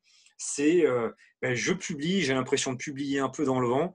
Je vous donne, j'allais dire précisément, tout dépend du travail que vous fournissez et du niveau d'implication que vous avez et du thème que vous avez, mais je vous donne à peu près le nombre de visites que vous devez avoir mois par mois. C'est des infos qui sont impossibles à trouver par ailleurs sur Internet. J'ai fait plein de recherches, je n'ai pas trouvé. J'ai été sollicité par des gros groupes, SEMrush, si vous connaissez, pour leur écrire un article là-dessus d'ailleurs, parce que c'est des données qu'on trouve très peu. Pourquoi ? Parce que personne n'a envie de communiquer dessus. Ceux qui ont pignon sur rue, ils ont pas envie de dire qu'ils ont mis très longtemps à se positionner, ils ont mis plusieurs mois à se positionner. Ceux qui vendent des formations, tout à l'heure vous en parliez un exemple, ils ont pas envie, ils ont plus envie de vous dire ouais, suivez ma formation, dans 2 mois vous aurez 100 000 vues. Et non, mais c'est pas la vérité. La vérité, c'est que c'est comme l'agriculture. Vous allez planter des graines maintenant et vous allez récolter les fruits plus tard. Donc du coup, je donne ce calendrier complet mois par mois pour vous dire ce qu'il y a à faire et derrière les résultats que vous allez obtenir. La trame des articles, parce que c'est ça aussi qui est compliqué, c'est mettre le pied à l'étrier pour commencer à rédiger des articles. On se dit toujours, qu'est-ce que je dois mettre en introduction, comment je dois articuler les articles. Donc là, il y a une trame. Vous avez juste à l'appliquer et à mettre le contenu à l'intérieur. Et je vous explique comment trouver le contenu aussi, même sur un thème que vous ne maîtrisez pas forcément. Évidemment, je vous incite à travailler sur un thème qui vous intéresse. Peut-être pas forcément une passion, mais un thème sur lequel vous avez envie de vous former ou qui vous intéresse beaucoup. Moi, j'ai fait ce projet avec tparfait.fr sur un thème que je connais quasiment pas. Le thé, je connaissais quasiment pas, pour voir ce que ça donne, la technique, avec un thème que je connais pas, que je maîtrise pas, pour vraiment la valider dans tous les aspects sans aucun biais. Mais évidemment, si ça vous intéresse, c'est quand même vachement plus intéressant de faire dessus. En fait, c'est un moyen de générer un actif supplémentaire, une source de revenus supplémentaire et quelque chose que vous pouvez vendre à côté en vous amusant, en y passant un petit peu de temps tous les jours, un petit peu de temps chaque semaine. Et donc, en fait, d'une manière générale, on gagne 50% du temps à la rédaction d'articles quand on a la trame sur laquelle se baser. Évidemment, derrière, je suis à votre disposition pour répondre à toutes vos questions. Il y a la partie forum qui va être ouverte, où on va discuter, on va créer la rubrique spécifique pour les projets de création de site internet. Et puis, puisque évidemment, il faut en parler aussi, la partie prix, j'avais une question sur, alors le prix c'est 444 €. On m'a demandé, est-ce que ça a une signification pour toi, 444 €? En fait, non, ça n'a pas de signification parce que moi, je raisonne en hors taxe, de toute façon, quoi qu'il arrive. Il y a 20% qui partent en TVA que je ne vois pas passer. Mais en fait, l'idée, c'était de pouvoir vous accompagner pendant cette période où vous êtes chez vous donc pour vous inciter un peu à lancer un nouveau projet qui vous tient à cœur, qui derrière va porter ses fruits un peu plus tard. Et j'ai fait le tour des différentes formations qu'il y avait à ce sujet-là sur Internet, et j'ai fait en sorte que ça soit moitié prix par rapport à la moins chère que j'ai pu trouver, qui soit complète, hein, pas des trucs complètement farfelus, mais des choses sérieuses. Je ne connais pas le contenu. Je ne sais pas si ça marche vraiment, les autres formations qui existent. Moi, ce que je sais, c'est que la méthode que j'utilise, que je vous enseigne, c'est une méthode qui fonctionne. Je vous l'ai montré avec les vrais chiffres à la clé. Mais derrière, j'ai fait en sorte que ça soit vraiment, d'un point de vue prix, quelque chose qui soit abordable pour tout le monde. Voilà. Donc, n'hésitez pas, hein, à vos dispositions pour les questions. Alors, il y en a quelques-unes qui sont arrivées. Combien coûte l'hébergement d'un site ? Oui, alors oui, ça c'est une question qui est importante aussi parce qu'il y a plein de formations, je me rends compte, qui en fait sont plus ou moins là pour vous conseiller des outils sur lesquels les formateurs gagnent de l'argent quand ils vendent ces outils. Enfin, c'est une espèce de système comme ça. Moi, je trouve ça très, très malsain. Donc, moi, j'essaye toujours de faire… En fait, je suis un peu radin à la base aussi, ça aide peut-être, mais j'essaye toujours de faire des formations pour qu'il n'y ait pas de coûts qui soient à côté. Donc là, quels sont les seuls coûts qu'il y a avec, c'est que pour héberger un site web, donc il y a l'hébergement et en fait la location du nom de domaine que vous devez reconduire chaque année sur OVH, parce que c'est ce que j'utilise généralement. Il y en a d'autres qui disent qu'ils sont même un peu moins chers, hein, mais bon, moi j'utilise OVH, vous pouvez en choisir d'autres. Pour OVH, c'est entre 20 et 25 € par an. Donc c'est vraiment pas grand-chose, quoi.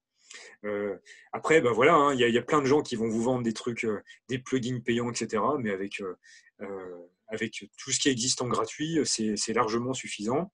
Il y a un outil que je présente dans le projet L'Envol, qui est un outil qui est absolument pas indispensable, mais qui est un outil qui est bien pratique pour aider à améliorer les articles. Donc ça, c'est un outil qui a un coût à côté, mais vous n'êtes pas du tout obligé de l'utiliser pour pouvoir réussir. C'est simplement une aide un peu pratique, mais vous n'êtes pas du tout obligé de passer par ça, quoi. Ensuite, il y a une question sur les plugins. Quel plugin d'analyse ?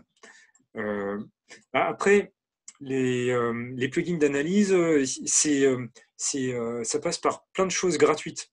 Donc là, je vous ai montré Ubersuggest, là, le site pour rechercher quelques mots-clés. Vous avez simplement Google aussi. Tout dépend de la façon dont vous l'utilisez. Vous avez énormément d'infos, vous pouvez en déduire à partir de ça. Donc, il n'y a pas de plugin d'analyse qui soit payant à rajouter. C'est utiliser de manière efficace et maligne les outils gratuits qui sont à votre disposition. Ensuite, il y a Yannick qui demande « Que penses-tu d'un blog sur les thérapies manuelles, ostéo-éthiopathie, chiropracteur ?» Ça fait partie des thèmes qui peuvent très bien fonctionner. Après, ce qu'il faut que tu te demandes, mais c'est valable pour tout le monde, c'est comment tu te projettes par rapport à ça. Est-ce que tu as un cabinet et derrière, tu vas attirer des gens dans ton cabinet et donc, du coup, ça va s'adresser de manière géographique. Il faudrait peut-être voir un peu plus large. Ou est-ce que tu fais des formations en ligne, par exemple, sur… voilà, je ne suis pas un spécialiste, hein, mais je sais que l'éthiopathie, c'est quelque chose qui est assez en vogue et qui marche plutôt bien. Voilà, moi, je trouve que ça serait pas mal de faire des formations en ligne, soit pour que les gens se débloquent eux-mêmes, soit pour que le conjoint, par exemple, puisse l'utiliser, voilà, ou alors que tu puisses faire des consultations à distance. Ça peut être intéressant aussi, ça, de faire des consultations à distance. Donc oui. Après, il suffit d'être présent dans les premiers résultats de recherche pour ces thèmes-là, avec des articles qui sont intéressants, et du coup, les gens vont passer par toi. Alors, sans rentrer dans le détail, parce que c'est un sujet un peu délicat, mais on a une amie qui a eu des gros soucis à son travail, parce qu'elle avait un responsable qui avait une pathologie mentale très spécifique. On a fait des recherches sur Internet pour voir comment gérer ça. Grâce à ces recherches, on est tombé sur un article intéressant qui en parlait et qui était fait par une psychiatre qui est spécialisée dans cette pathologie-là. Et ce petit cadre derrière dit, moi, je vous fais une consultation en ligne, on prend rendez-vous et je vous fais une consultation en ligne. Et du coup, notre amie a réservé cette consultation en ligne parce qu'elle a trouvé ce site internet. Voilà, tout simplement.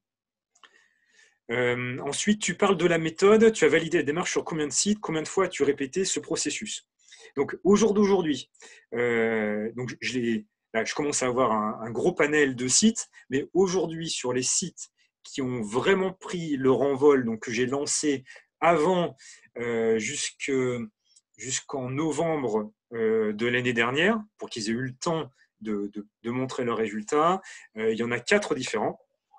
2 sites sur les voyages, le site T'es Parfait, et puis Eldorado Immobilier. Donc ça fait 4 sites différents sur des thèmes différents à chaque fois. Voilà. Est-ce que si on fait un site sur OVH, on est prioritaire du code qui est évolutif, du source code du site web?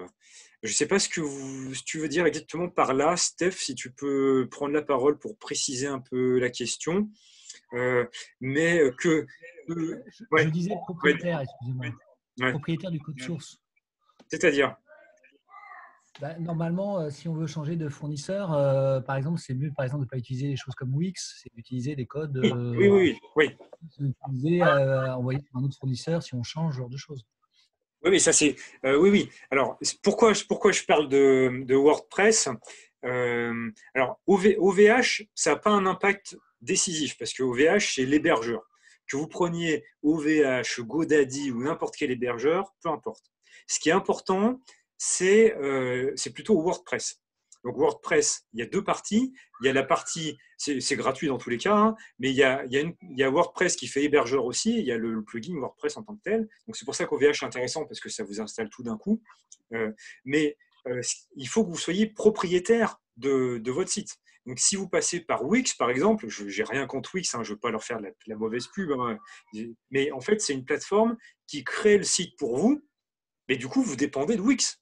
Donc, vous n'avez pas la possibilité d'installer tous les plugins, donc tous les petits modules d'extension que WordPress propose. Vous n'avez pas la communauté WordPress, vous n'avez rien de tout ça. Moi, quand j'ai lancé mon premier site, j'ai lancé sur Overblog. Je crois que ça existe encore d'ailleurs. C'est super pratique. En quelques clics, vous avez créé votre site. Et seulement, si je veux rajouter un plugin dans Overblog pour la réservation en ligne de mon hôtel, ça n'existe pas. Si j'ai un bug, je suis dépendant des 2 administrateurs d'Overblog qui répondent à des milliers de personnes. Tandis que WordPress, ça vous appartient. Ils font des mises à jour régulières, donc d'un point de vue sécurité, d'un point de vue évolution du site, vous êtes toujours au top.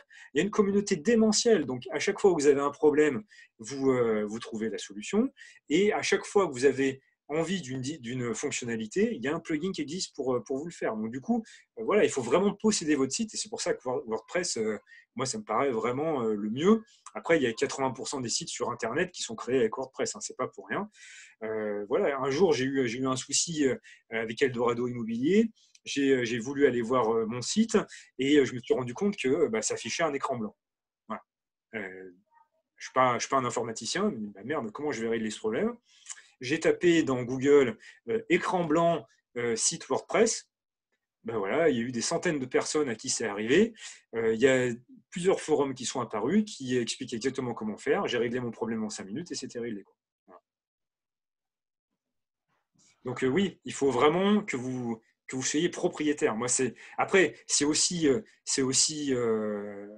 ma philosophie générale hein, sur Eldorado Immobilier pour vos locations saisonnières. Je vous incite à créer votre site pour être indépendant des plateformes au maximum, à louer en direct, à utiliser le Bon Coin pour louer en direct, à utiliser Marketplace de Facebook. Donc, je vous incite vraiment à avoir la main sur votre activité. Moi, ça me paraît vraiment extrêmement sain d'avoir la main dessus. Donc, du coup, oui, c'est pour ça que je conseille WordPress et pas des choses comme Wix. Ensuite, Felipe, tu me demandes ce que c'est SEMrush. En fait, c'est une espèce d'équivalent de l'outil que je vous ai montré, là, Ubersuggest. C'est un outil d'analyse des sites internet. Et c'est pareil, ils ont un blog aussi. Et du coup, ils ont eu vent un peu du projet L'Envol et ils m'ont contacté pour que je leur fasse un papier sur les données d'évolution d'un site internet quand on le crée. Voilà, quel résultat on obtient au fur et à mesure parce que c'est quelque chose qui n'existe pas. Voilà. Les outils que j'utilise à côté, il y en a plein. En ce moment, j'utilise énormément Ubersuggest, là, c'est pour ça que je vous l'ai montré, parce qu'il a beaucoup, beaucoup de fonctionnalités gratuites. J'utilise beaucoup Google aussi, tout simplement. J'utilise SEMrush, Href, mais pour lancer votre site, je ne vous conseille pas d'utiliser plein d'outils, quoi. Je vous conseille d'utiliser principalement, la plupart des tutoriels que vous trouverez, je vous explique comment utiliser Google à son meilleure utilisation, parce qu'en fait, tout simplement, Google, c'est eux qui ont les meilleures données. Donc, si vous savez où chercher, comment chercher, c'est en utilisant Google que vous allez vraiment pouvoir lancer votre site. Après, les autres outils, ils viennent appuyer, aider en parallèle pour étudier les concurrents, pour chercher des idées quand vous n'en avez plus, etc. Mais pour lancer un site et avoir du succès dessus, Google suffit largement pour avoir des données, hein, très honnêtement. D'autres questions? Non, c'est bon? J'ai répondu à tout le monde? Ok, on va clôturer alors. C'est bon? Oui. Pierre, excuse-moi. Ouais, Guillaume. Ouais, attends, hop, je mets la vidéo, c'est quand même plus sympa. Ouais. Bonjour à tout le monde.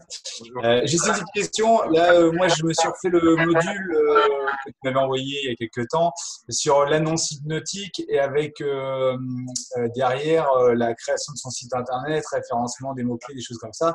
Là, du coup, la formation que tu proposes là aujourd'hui, l'Envol, elle va un petit peu plus loin dans les recherches de mots-clés, sur l'automatisation de créer son article et ainsi de suite, quoi. En fait, c'est ça.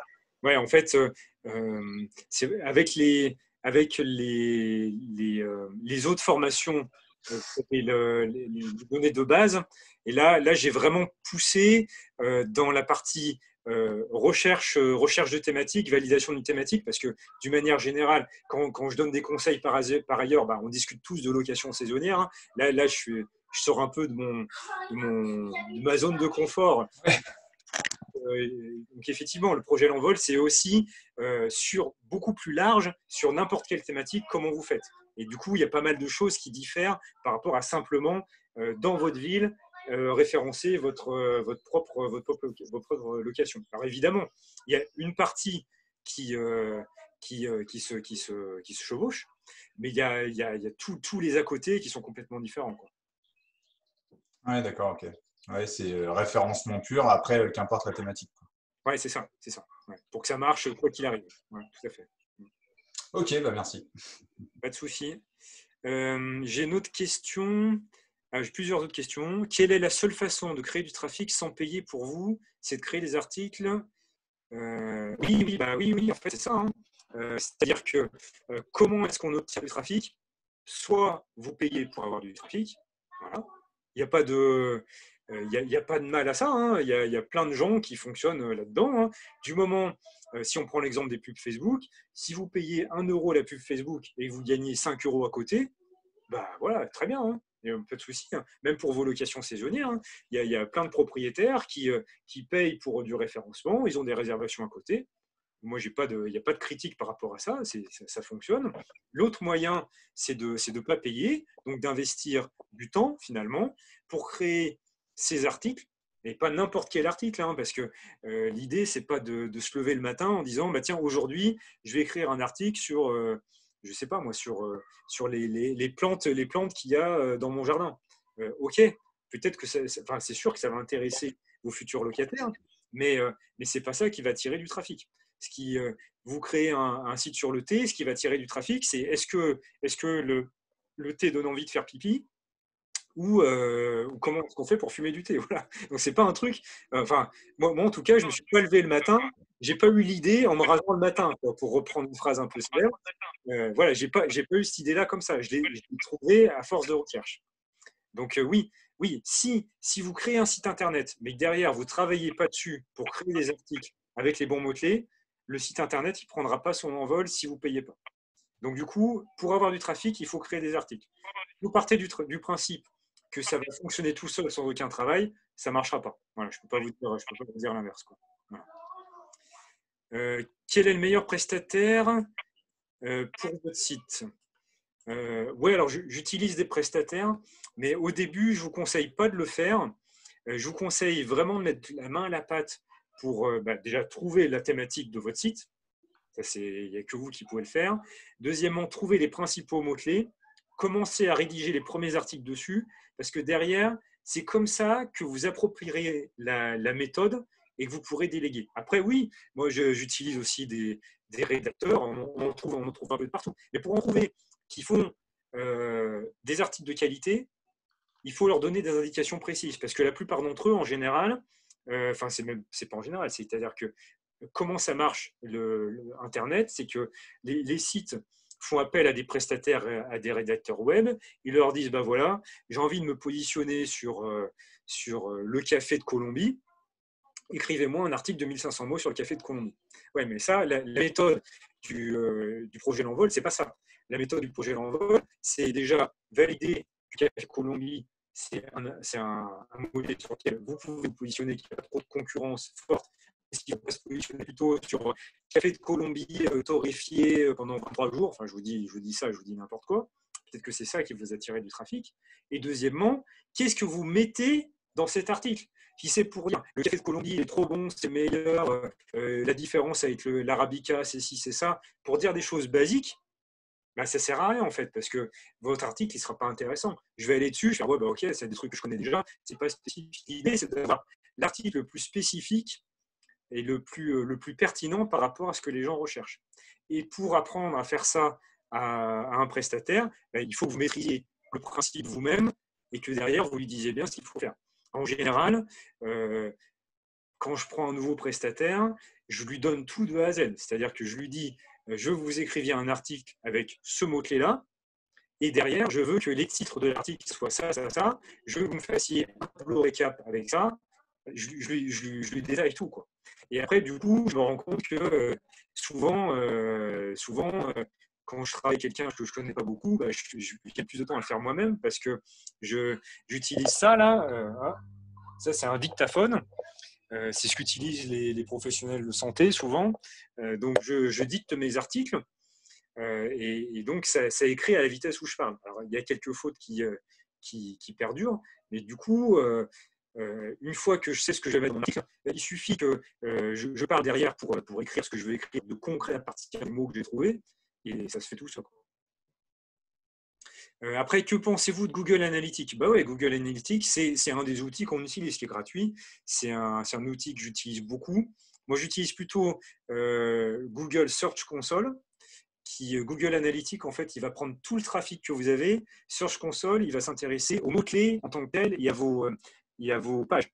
Donc, du coup, si je prends la page, pour toujours prendre la même à titre d'exemple, comment fumer du thé, si je vais dans Google Analytics, il va me dire vous avez eu le mois dernier 3000 personnes qui sont allées voir. Ces 3000 personnes, c'est principalement des hommes de 25 à 33 ans qui habitent en région parisienne, etc. C'est intéressant de savoir ça, ça donne des infos, mais ce n'est pas ça qui va pousser les choses le plus loin possible. Google Search Console, ce que ça va vous donner, c'est cette page-là, elle a attiré 800 personnes parce qu'ils ont cherché ce mot-clé dans Google, et derrière, vous pouvez voir les autres mots-clés qui attirent du monde sur cette page. Parce qu'en fait, quand vous visez un mot-clé et que vous positionnez comme il faut, derrière, vous êtes référencé sur plein de mots-clés. Du coup, vous obtenez ça, et ça vous permet de travailler sur ces mots-clés-là, sur des synonymes, pour pouvoir élargir votre panel de mots-clés. Et du coup, au lieu d'être positionné numéro 1 sur 3 mots-clés, et ben, juste en rajoutant des mots-clés dans vos articles, vous êtes positionné sur numéro 1, mais dans 30 mots-clés. Et du coup, ça va complètement changer votre trafic. Donc voilà, c'est des outils qui sont très utiles qu'on utilise. Ensuite, il y a Chris qui dit « Question pratique, quelle doit être ma priorité pour gagner rapidement de l'argent qu'il me faut pour développer mon activité Internet ?» Alors, avec un blog, globalement, je ne pense pas que vous puissiez gagner de l'argent, oui, mais gagner un revenu vraiment correct, plusieurs centaines d'euros, voire un SMIC, il va falloir, grosso modo, si vous cartonnez vraiment, disons 8-9 mois, si vous êtes plus classique, il va falloir plus un an et demi, le temps de mettre les choses en place. Voilà, si vous faites ça à temps plein, ça va aller plus vite, évidemment. Si vous voulez aller beaucoup plus vite, à ce moment-là, il faudra plutôt partir sur une chaîne YouTube.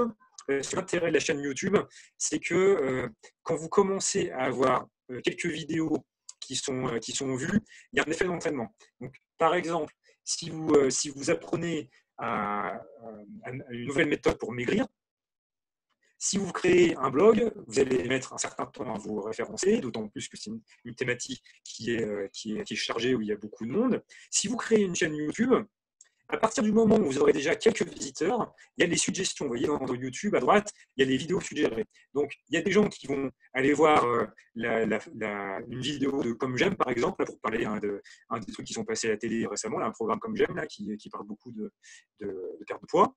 Et derrière, vous allez avoir à droite votre vidéo à vous qui apparaît. Et comme ça, vous allez gagner beaucoup plus d'abonnés plus rapidement. Donc, si vous voulez générer des revenus assez importants en 2, 3, 4 mois, commencez par une chaîne YouTube plutôt qu'un blog. Le problème des chaînes YouTube, c'est que ça se monétise beaucoup moins qu'un site internet, et j'ai encore jamais vu une chaîne YouTube qui se vend. Donc, du coup, voilà, pour moi, une chaîne YouTube, c'est très bien, mais en appui d'un site internet. Pour donner un autre type de visibilité à un site internet, attirer d'autres types de gens et donner de la crédibilité. Voilà. Pierre? Oui. Juste encore une petite question par rapport à… Il y a 2-3 questions, j'avais encore un truc en tête. Donc, on a bien compris que c'est l'article qui importe vraiment la qualité de l'article pour le référencement. Et du coup, le nom de domaine là-dedans, est-ce que lui, il est vraiment important, ou est-ce que ça peut être subsidiaire et c'est vraiment les articles qui font tourner le truc, quoi? Le nom de domaine, il est de moins en moins important. Il y a quelques années, quand vous cherchiez, par exemple, une ampoule LED, une ampoule qui tombe en panne, vous tombiez en priorité sur des sites qui s'appelaient ampoule LED pas cher, ampoule LED France, etc. Parce que, évidemment, si vous appelez votre site ampoule LED, on sait que vous allez parler d'ampoule LED, et donc du coup, s'il y a un internaute qui tape ces mots-clés-là, c'est pertinent de faire un lien entre les deux. Seulement, c'est une technique qui gruge un peu Google, parce que du coup, tout le monde, il y a eu un marché qui s'est créé sur la vente de noms de domaine. Ouais. Et donc, du coup, vu que c'était une astuce, ça a marché pendant un certain temps, et quand Google s'en est rendu compte, ça n'a plus marché. Et donc, du coup, ça continue à avoir son importance. Hein. Donc, par exemple, le site que je vous ai pris en exemple, T Parfait, j'ai mis T dans le nom de domaine. Donc, ça continue à avoir de l'importance. Donc, je vous conseillerais de le faire, mais ça a de moins en moins d'importance parce que c'est un moyen de gruger Google. Et Google, le seul truc qu'ils veulent, c'est de pouvoir donner à la personne qui fait une recherche, lui donner l'article qui est le plus en lien, qui va apporter le plus de valeur. Donc, si vous appelez votre site Shabazam, mais que vous avez la meilleure ampoule LED qui existe et que vous la décrivez parfaitement et que derrière les gens, ils achètent que chez vous, et maintenant, contrairement à avant, ça sera Shabazam qui apparaîtra en premier. Alors qu'avant, c'était ampoule LED qui apparaissait avant.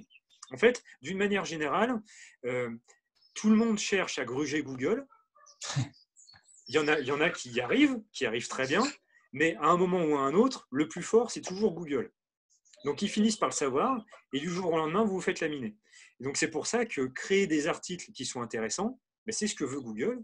Il y a les méthodes qui font qu'on peut y arriver relativement facilement. Finalement, il n'y a pas beaucoup de concurrence maintenant parce qu'il y a très peu de gens qui font ça. La plupart des gens, ils passent leur temps à demander des liens à d'autres sites, à acheter des liens, à publier des articles sur d'autres sites pour avoir des liens, etc. Ça aide, mais du coup, ils publient beaucoup moins sur leur site à eux et ils passent à côté de ça. Et ce qui se passe, c'est que quand il y a un site qui est dénoncé ou repéré par Google comme vendant des liens payants ou hébergeant des liens qui ne sont pas naturels, ce site, Google, ils s'en foutent. Hein. Il n'y a pas de tribunal, il n'y a rien. Hein. Ils disent, ce site-là, boum, on le dézingue. Du jour au lendemain, le site, il n'a plus de visibilité. Et tous les sites qui ont un lien depuis ce site-là, qu'il est ou pas, tous ces sites-là, ils perdent le référencement qu'ils ont gagné. Alors, ils ne vont pas s'écrouler. Mais si vous avez un lien depuis un gros site qui vous apportait plus plus de poids qui vous permettait d'avoir 1000 visiteurs plus par jour. Si ce site-là, il entre dans les fourches codines de Google, bah, vous perdez 1000 visiteurs par jour. Ouais, ça nous rend moins dépendants d'avoir des articles de qualité, quoi. Voilà. Après, je dis pas qu'il ne faut pas solliciter les autres sites pour avoir des liens, hein. Moi, le premier, je le fais aussi, hein. C'est sûr qu'avoir entre un site qui n'a pas de lien et un site qui a des liens, clairement, c'est le site qui a des liens qui va apparaître en premier. Mais vraiment, le cœur du truc, c'est d'avoir du contenu de qualité. De toute façon, regardez Eldorado Immobilier. Si vous êtes là aujourd'hui à discuter avec moi, c'est parce qu'à un moment ou à un autre, vous êtes tombé vous aviez une question sur la location courte durée, vous êtes tombé sur un de mes articles, vous avez trouvé ça intéressant, vous avez trouvé que les conseils que je donnais, ça vous aidait à louer mieux, à résoudre certains de vos problèmes, et c'est pour ça que vous revenez et que vous écoutez ce que j'ai à dire. Si je vous disais que des choses basiques et que j'avais plein de liens, j'avais acheté plein de liens vers des gros sites, vous seriez arrivé une fois vers mon site, j'aurais gagné un peu d'argent parce que j'aurais mis des pubs, mais jamais vous seriez revenu plusieurs fois à m'écouter pendant… Là, ça fait combien de temps que je parle? Ça fait 2 heures que je parle. Vous m'auriez jamais écouté pendant 2 heures si je publiais des articles qui sont plus que basiques. Voilà. Ouais. Ok, merci pour la réponse. Pierre? Ouais, je vais prendre encore deux questions et puis je vous laisse si ça vous va. C'est bon? Allez, Catherine, allez-y. Oui, voilà. En revenant à la location de vacances, j'ai un nouveau site. S'il fait des très bons articles, ça commence à faire bien référencer mon site au bout de 8 ou 9 mois. Ouais. Est-ce que c'est une bonne stratégie avant de faire de la pub Facebook ou autre pour que ça aille un peu plus vite au départ? Oui, et après, tous les signaux sont bons. C'est-à-dire que si Google voit dès le départ de votre site qu'il y a des liens qui se créent, même si vous avez créé un lien depuis Souvenirs de vacances, par exemple, le site communautaire, Google va se dire, tiens, il y a un lien qui s'est créé, ce site, il vaut le coup, je vais lui donner sa chance. S'il voit qu'il y a du trafic qui vient depuis Facebook, qu'il soit payant ou pas, il dit, il y a des gens qui arrivent, ça va alimenter les tests de Google. Donc, si vous payez pour qu'il y ait du trafic qui vient depuis Facebook, par exemple, et que derrière, les gens arrivent sur votre site, ils y passent du temps parce qu'ils trouvent des infos intéressantes, ils font quelques réservations, oui, ça va donner un signe positif à Google en se disant, ok, les gens qui viennent sur ce site-là, ils y passent du temps, ils le trouvent intéressant, donc je vais remonter ce site dans les résultats de recherche. Après, ce qu'il faut faire attention, c'est qu'il faut qu'on se comporte comme des chefs d'entreprise, c'est-à-dire que vous pouvez tester la stratégie, disons vous mettez 100 € dans des pubs Facebook, si derrière ça vous rapporte 10 €, faut pas le refaire souvent, quoi. Par contre, si ça vous rapporte 200 € en réservation, ça vaut le coup de continuer. Ouais.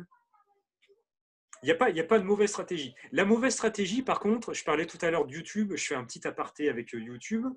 Si vous lancez une chaîne YouTube, et que vous dites à tous vos amis, je viens de lancer une chaîne YouTube, allez-y, là, c'est pas bon.